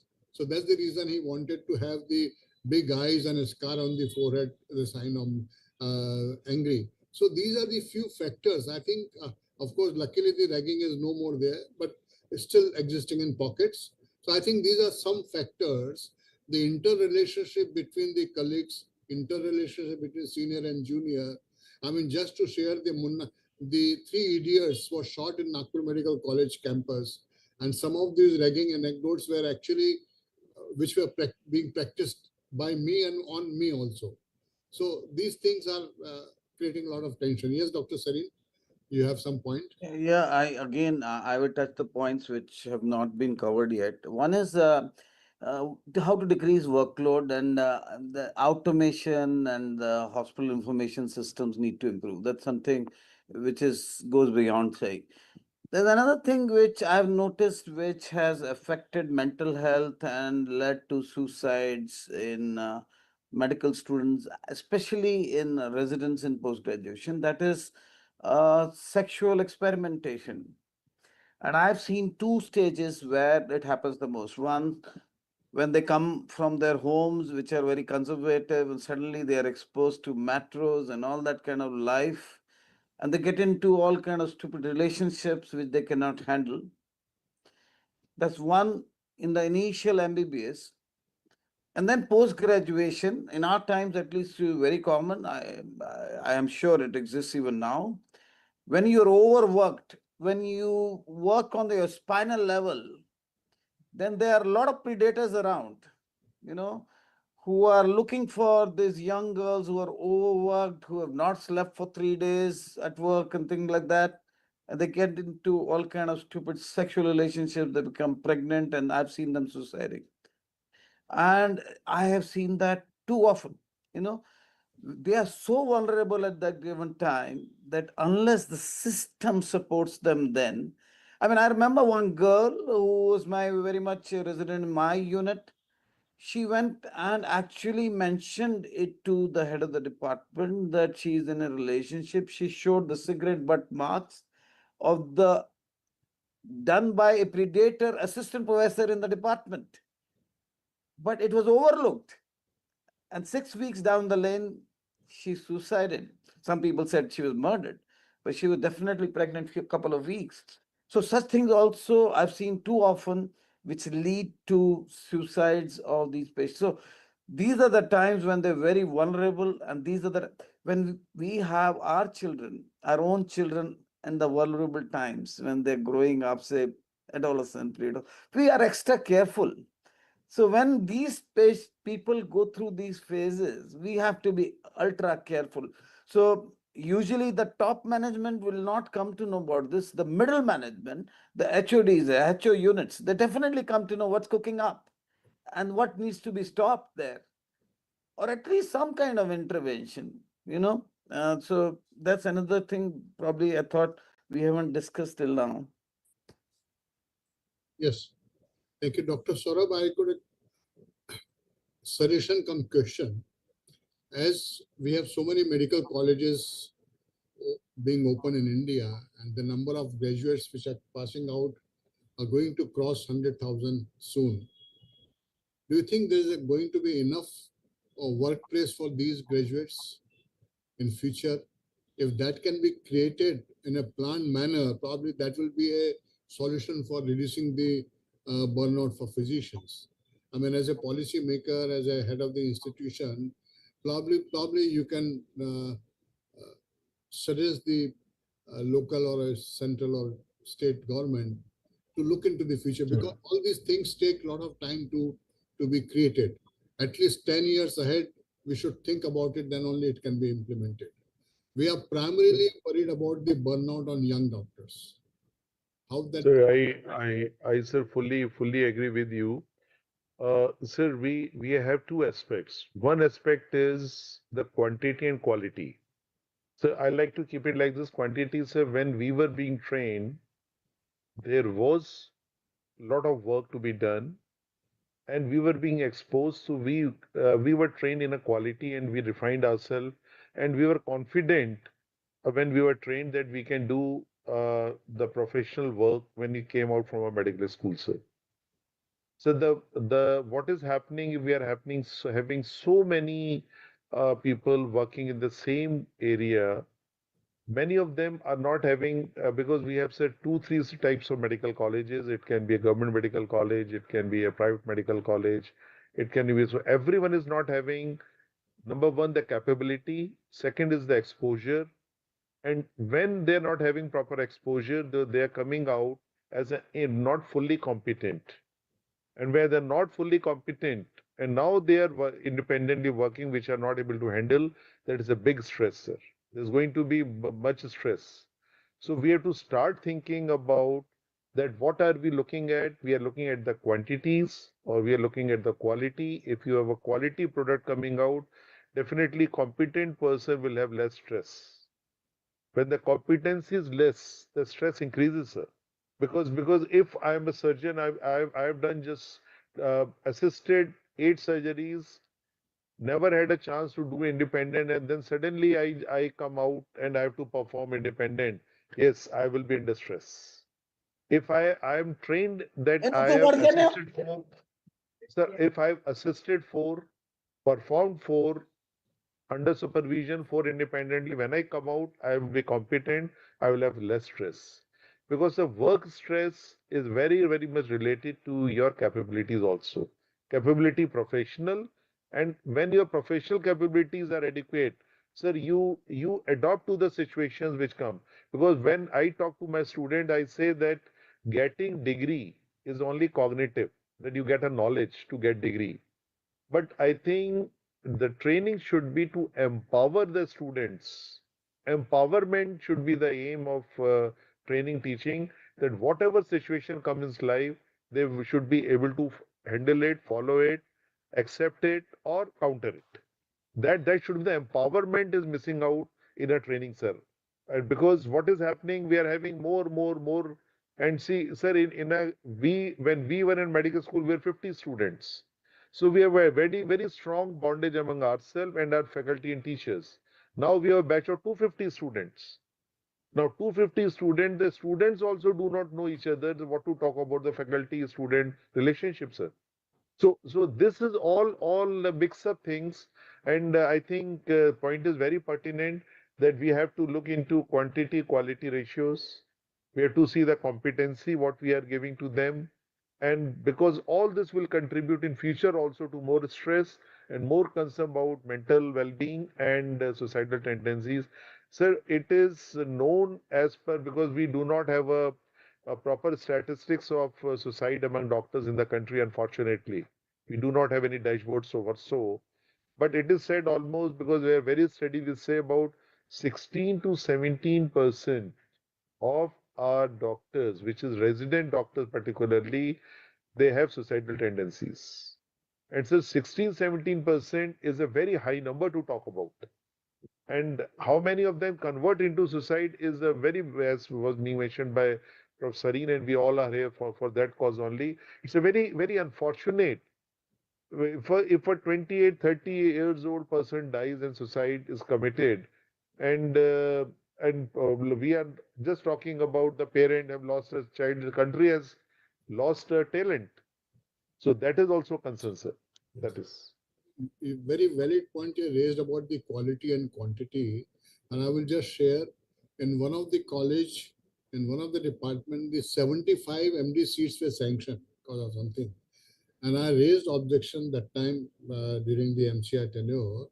Ki 75 x 3 means at a given time in the department there will be 250 or 225 residents, and with 35 theater running, even 35 theater, they may not have enough opportunity to uh, conduct the complete operation by themselves.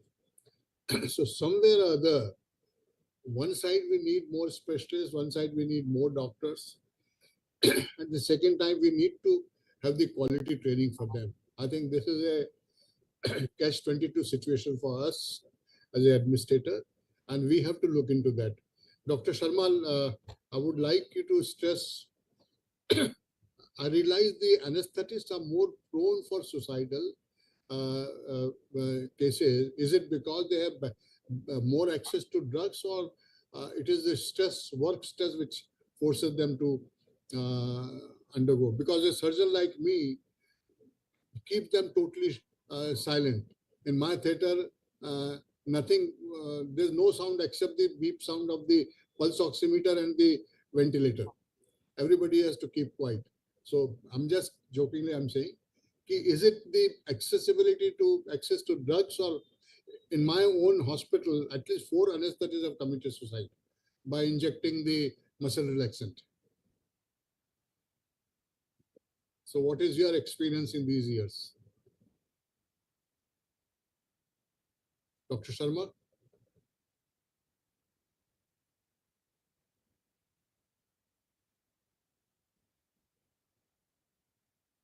Dr. Sharma, are you responding, or Dr. Sareen can come in? So exactly, I mean, you're absolutely right. Most of the times, they would probably take away some of the drugs from the OT and inject themselves. And my personal experience over 40 years in this profession is that the rates of these kind of drug addiction is much higher in anesthetists, basically because of availability also. There are, I've known residents, I've known consultants from anesthesia who are morphine addicts and things like that. And they were caught eventually when they saw the stock kind of evaporating very, very soon. If some of them are into depressive states and all that, they probably would inject themselves with propofol high dose and whatnot. And eventually, yes, you're absolutely correct on that, sir. So, as I said before, sir, every specialty will have its own challenges. So, those challenges have to be, I mean, tackled also accordingly for different specialists as such. Yes, Dr. Sharma, you want to come in? Shithil, check. Is she hearing? Is she available now? Shithil, can you check? Yeah. Sir, Yes. sir, Yes, sir. may I, sir? Yeah, please. Sir, I'll continue with this what Professor Sareen said rightly. Sir, it happens where what I mentioned when I was talking earlier, sir, because as you said that maximum seats in the postgraduate in many of the institute, because it's not a unit basis department, is in anesthesia. So many residents they get into anesthesia and they are they may or may not like the branch also, sir. So because what happens, that is what we say, we talk about burnout, we say depersonalization or reduce personal accomplishment. We use these terms to talk about these burnouts, sir. So many of them they get into anesthesia thinking, but they do not find any active involvement many times because in the patient care, with what expectation they took their specialty, sir. So many times that also leads to a burnout situation, withdrawal from, and withdrawal may culminate into progressive mental health issues and may end up as suicide. And second point, yes, sir, they are more aware about the drugs. They are more have easily accessible, as mentioned by you and Professor Sareen. That is another factor. And sir, I know that many times the anesthetist, the residents, they are into a negative environment. I may not be quoted elsewhere, sir, but it usually happens they develop into a culture to criticize the system, criticize people. And when you, because words have very strong power, sir. What you say, it impacts you also when you say that, okay, this is wrong, this is wrong, this is done wrong, this surgery was done wrong. They talk more of negativities because, and that influences their thinking process also, sir, in a way. Because when it is proved that if you talk positive, you think positive. If you talk negative, your thoughts are negative. So that is also one factor which may play a role. I may be wrong, sir, because Madam is there. She is more expert to comment on this aspect, what I said. Sure, sir. Yes, Dr. Sharma, please. Well, what we see, the recent problems which are coming up in the institutions are, number one is that most of the students are on social media. That is takes up a lot of their time. Second is most of the students are taking alcohol, barring the girls, of course, very few, but most of the boys, the men are taking alcohol, and the institutions, even the rules are there, they cannot take, but it is not enforced. In BHU, of course, alcohol is not allowed, but in other institutions, even AIMS, they take alcohol there in the campus. So this is the second problem. And third is there is no code of conduct about male female how they should interact. So love affairs are becoming very common, and not only love, it's also sex rape are becoming very common. And I think and to make it worse, we find that there is no attendance in the hostels. When we were students, every day at 9 o'clock there was attendance. Every girl had to be in the hostel, right? But now even for girls there is no attendance. Forget about boys. I think boys now. I think our prime minister has rightly said that we should be more strict with the boys also. So I think it is many things can, and these things, love, sex, social media create a lot of other additional stresses for the child. For example, the whole night the boy has been on social media, he has not been able to complete the assignments which his teacher gave him. Naturally, he will get a scolding the next day. So these are all interrelated. And then we have all sorts of objectionable sites to which the child is accesses on the internet, which again should be blocked. So I think all this, there should, what I have suggested is that there should be a meeting of experienced people, and some strategy should be drawn out to see that these things, we can many of the things can be prevented. This is what I personally feel. So, and stress as such is only a contributor. But it is important because stress contributes to the triggers the mental illness. Although it is the mental illness which is the cause of the suicide, but if there is less stress, then mental illness may not occur. So I think we have to think on these lines, and we must decide. It should be a very concerted effort, planned way. We must see what we can do about it. I cannot thank you for raising this point, but I can share that in the city of Bombay, the incidence or ratio of girl student consuming alcohol and cigars and the vapes, etc., is much higher than the male medical students in the city of Bombay. The time has changed. We are all affected by social media and influence of the social media. So it will be not impossible, but very difficult for us to put restriction on the current society. Whatever seniors say, yes, whatever we desire that our children should not do it, but it is impossible. I mean, sometime I try to doctor my resident. My wife says, Ki, when you cannot say something, same thing to your own son, why you expect other son to follow you? So I think this is very, very pertinent point which we need to follow. Dr. Sarin, please, yes. You're on unmute, please. Dr. Sarin, unmute yourself. I've been into administrative position in medical college in capital of India, and I can quote you. Your point about alcohol in girls, I can say it from my own experience in medical college 40 years back. So Varanasi may be a little more conservative, but many other cities are not. And unlike the past, where when we were students, if my parent was ever called by an administrator or a principal or whatever and said he has misbehaved this way, we will be so apologetic, I can't tell you. Nowadays, I mean, I can give you a live example from a very premier institution, the most wanted institution through NEET in MBBS. I would stay in the campus, drive home after attending a night party or whatever at 2 in the morning, and would recognize the one of my students whom I taught in MBBS just 2 days back. She's wearing a mini skirts and having drinks with boys right on the road. And when I raised this question too often, the principal did call the parents to talk to them. And the gentleman says, "Who are you to decide about my daughter?" She Yes. stays in the campus, she stays in the hostel. Of course, the administrators have a right to point out that this is not a right behavior.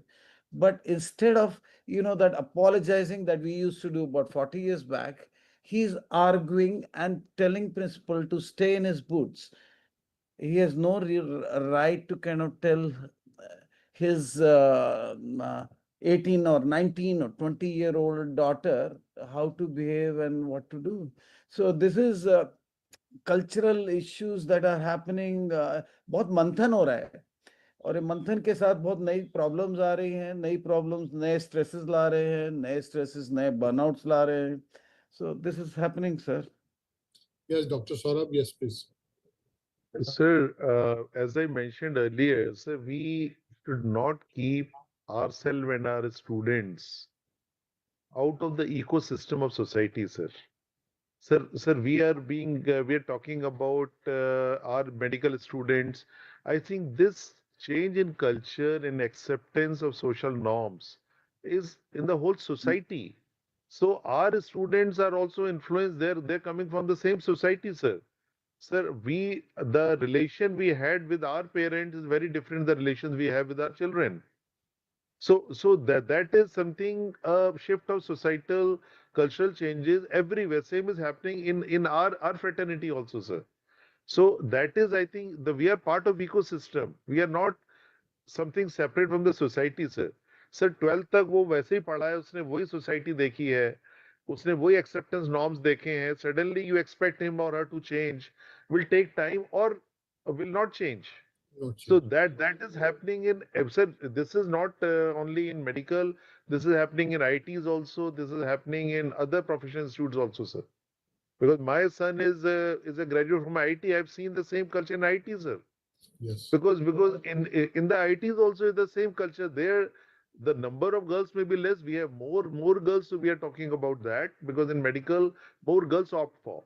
So we are talking about. So, but I think this is, sir. Even our parents never used to drink in our presence. Will never smoke in our presence. So the parents are doing so, the children are learning. So this is something a broad social well, a concept change, sir. So because they are adults, they have their choice of personal life unless until they are affecting others, harming others. So I think because they are with us, we cannot be moral science teacher with them because unless until they harm them, we are ensure that they do not harm them or harm others. So that monitoring has to be done till they are in the medical school. Rest it their personal life and decision, sir. I have my view on that, sir. Yes. Thank you very much. Shritil, how much time we have? We are almost covering 2 hours.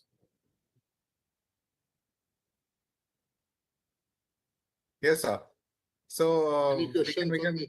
we can take the final remarks, sir. Yeah. Okay. So before taking final remark, I will put 2 questions, which was further by this thing. What is there for us to moving forward? Each each of the panelists can give their opinion, and then finally, I will ask another closing remark by everyone. Start with Dr. Sareen. How to move forward?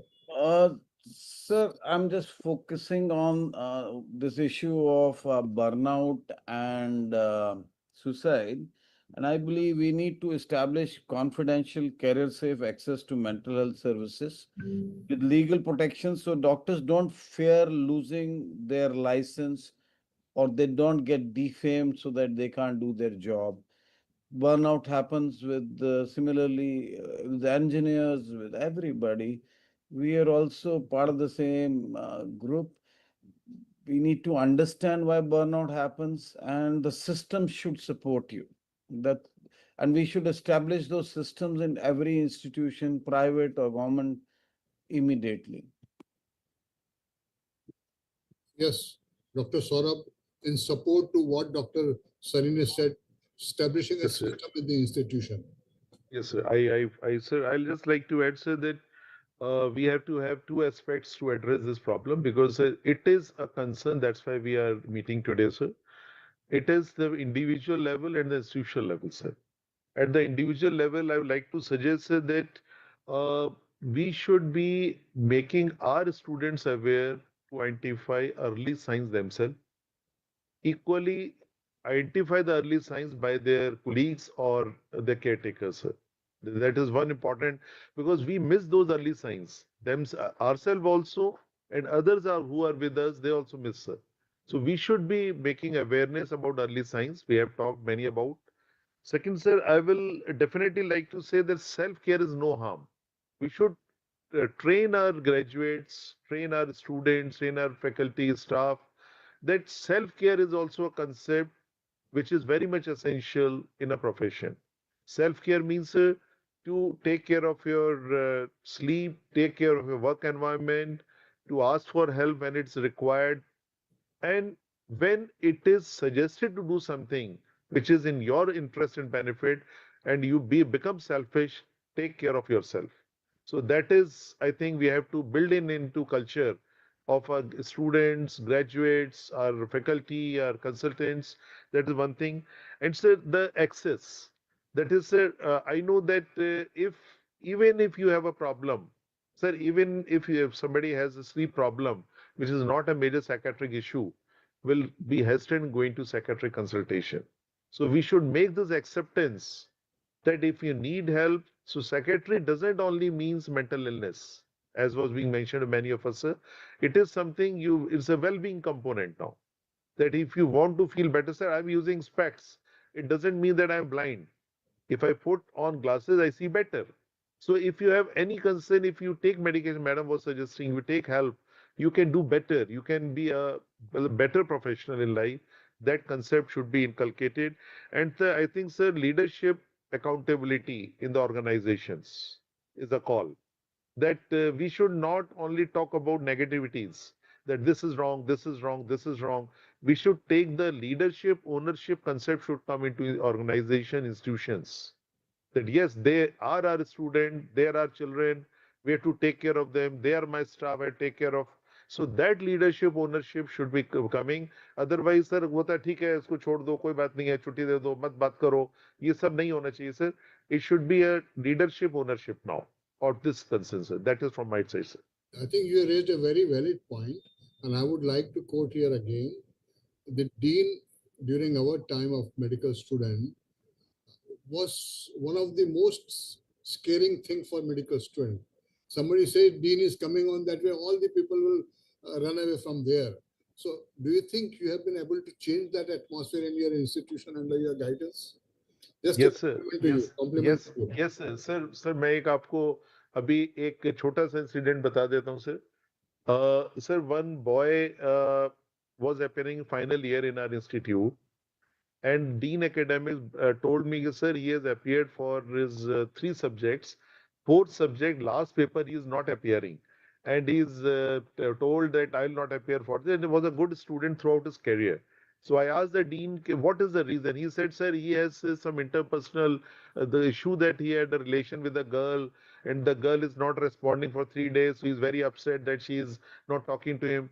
So I called that boy in my office, and believe me, I spent as a director 1 hour with that boy, talking to him. He said, "Sir, वो मुझसे बात नहीं कर रही है, उसका ये हो जाएगा, वो जाएगा." तो I kept on saying, I said, "Okay, I talk to your father right now, and I'll tell him that he should listen to you, address to your concerns, and he should give at least some importance to what you are thinking because he was scared of his father." And I talked to his father, and then I convinced him to appear for the exam. He appeared for the exam, sir. He cleared his exam, and once the result came, now he has completed his internship. After this, he came to my office again. So he had sent a slip. And the moment he entered my office, he was touching my feet and he was so apologetic. Sir उस दिन मैं बहुत पता नहीं मुझे क्या हो गया था और सर मैं आपसे भी कुछ गलत बोल गया हूँगा and I'm so thankful that you helped me. And that was, sir, I think the best day of my life. I could help someone. Yes. So and that boy has done internship. And sir, you are right. हमारे time में हम head के कमरे में नहीं घुस सकते थे. So that access, and sir, in my organization, I I am telling it on record, sir, because this is being recorded. If a slip comes of a faculty and a student, I first call the student Yes. because if he has come, this is something major. He has dared to come to me. So there is something very important. I first call the student, then I call the faculty because he can meet me anytime. So sir, that has to be what I said. Leadership, ownership has to come in the organization, sir. I think That you is. have become a trend setter, and I wish this same trend continues in all other institutions. And my compliments to you. Thank you, sir. Thank you. Dr. Sharma, we have discussed all the issue, but I want you to highlight the crisis in the mid-age group of physicians. We are talking about resident, we are talking about the faculty, but what happens to those doctors who come in the mid-age group where they have a life stress, where they have a stress of their children and other thing? Is there any difference in the stress factor for them? See, what we need to understand, and this is what we need to communicate, that when a person is a doctor, he cannot have the same lifestyle as people who are not in such a heavy profession. So there are many ways how one can cope with the stressing situation and make things working environment good. For example, if you cannot do something, pay for it. I think a lot of stresses can be overcome by paying for it. For example, you can't wash your clothes, you can't iron your clothes, you can't do the housekeeping, and you can't do so many other things that we have. And we think they are very, very important. So the best part is we have to pay for it. So I think even in the middle age, one has to think, what are my priorities? So priorities will have to be priorities. We can't sacrifice them. But the rest of the things which I can get done by paying, I should pay or take some other, have some other solutions. So there are very many ways how one can decrease stress. And of course, depending too much on the system will not work, because system is difficult to change. But one can certainly make many changes in oneself to decrease the level of stress and be more productive. This is very, very important. I think the doctors have a major responsibility to understand this, and their family members must cooperate. Thank you, Dr. Sharma. I mean, incidentally, all four of the speakers, all panelists are fellows of the National Academy. And I would suggest that we write the task force, a sort of a task force report on this white paper on uh, prevention of burnout. And I will propose this in the council and will request all the members to write about this. Dr. Sharma mentioned about the policy and we can't change the policy. So closing remark by each one in one line, one immediate policy change you would like to happen uh, to minimize, if not prevent, to reduce the number of such burnouts? Start with See, Dr. Sarin. I have already suggested that there should be policy changes. So what The me- changes? What yeah, is the medical change you? system needs some change. So And what the change first you would foremost recommend? change which I suggest is, which is a broad cause of tremendous stress, that we should stop the NEET examination, because it doesn't make any sense that a person who has studied for 4.5 years plus 1 year internship, you test it by a few hours of yes no examination. Doesn't make sense. So we should now equate institutions by percentile ranks and then do the examination. So I think this is just a suggestion.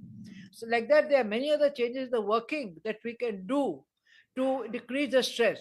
We can have more doctors, we can pay little less, but there will be less stress on the doctors. So there are very many. We can give support to staff, say doing all the clerical work.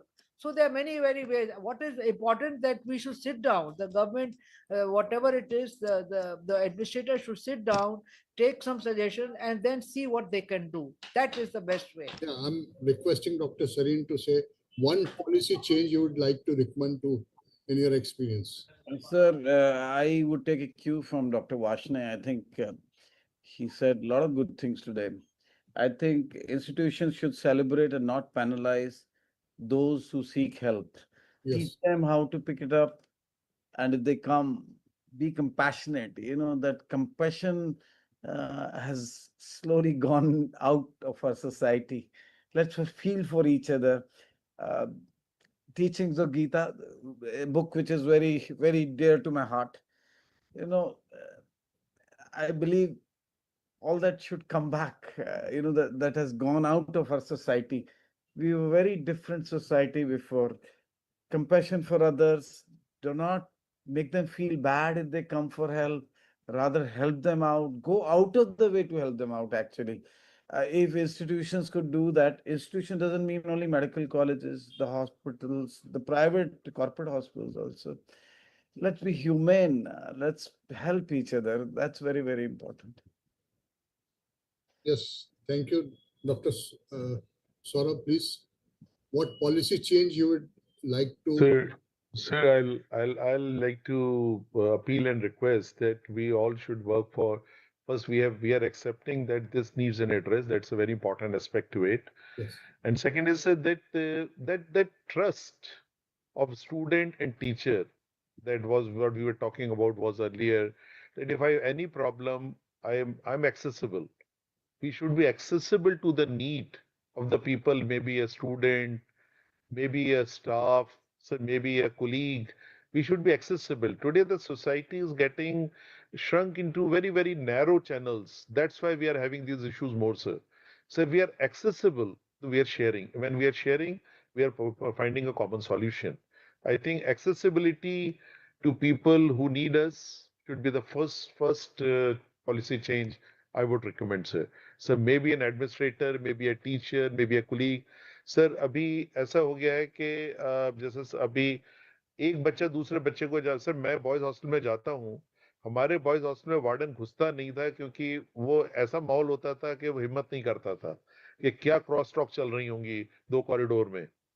But sir when I go to the hostel it is silent hostel, lights dim है, सब अपने कमरे में है, कोई बाहर नहीं है, सब लैपटॉप पे लगे हुए हैं.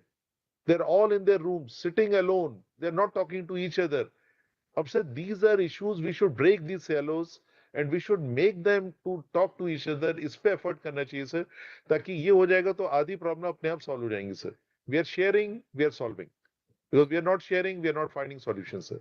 So Yeah. simple. Loneliness and not talking to each other is one of the major cause for all these issues. I think we have had a very long Connection is the right word, sir. Connections. Those connections. connections we Yes. had within families, within friends, within buddies, that's gone. And that's why these problems are crept in. Connection must come back. I think, Dr. Saurabh, I would suggest that can we add these points into the foundation courses which we are running at the first year of undergraduate courses? I mean, that's my suggestion of adding Sure, these. So many of them we do, but well, after listening, we got many, many new ideas. We'll definitely incorporate, sir. We'll definitely do. As you have mentioned, you are in the committee for policy making for this. So this will be a very great help for all the other people to know about the decision of the policy, etc. Shithil, over to you. If any feedback from audience or you want to add some questions. One of the feedback that we got from the audience is Dr. Shweta Goyal. So she says that research shows that Western treatment alone often do not fully heal burnout. They may reduce symptoms, but don't always restore balance or meaning. In Bhagavad Gita, teachings like equanimity, samatva, and karma yoga emphasize inner steadiness and selfless action as paths to resilience. If such wisdom already exists in our own Indian philosophical tradition, why don't we integrate these teaching more deeply into how we understand and address burnout amongst healthcare professionals? Dr. Sarin, she again touched about the Gita. Fantastic. I totally agree with Yes, her. Dr. Sarin said this. So, thank you, all of you. We had a great session. I mean, a lot to learn. A lot was discussed, and it is of course going to be helpful for the audience that is going to watch us. Thank you to all our esteemed speakers for sharing such profound insights and on this critical topic. Today's discussion has reminded us that behind every white coat is a human being, one who also needs care, compassion, and support. We hope that this session encourages open conversation and practical steps to protect the mental health of doctors and build a culture of empathy within the medical profession. On behalf of the organizing team, I extend heartfelt gratitude to all our panelists and to all of you for joining us today. Together, let us continue working towards a healthier and a more resilient medical community. Thank you. Thank you, everyone. Thank you, everyone. Again, a reminder for Teachers' Day and tributes to Dr. Radhakrishnan. And Shithil, can you share the recorded Sure.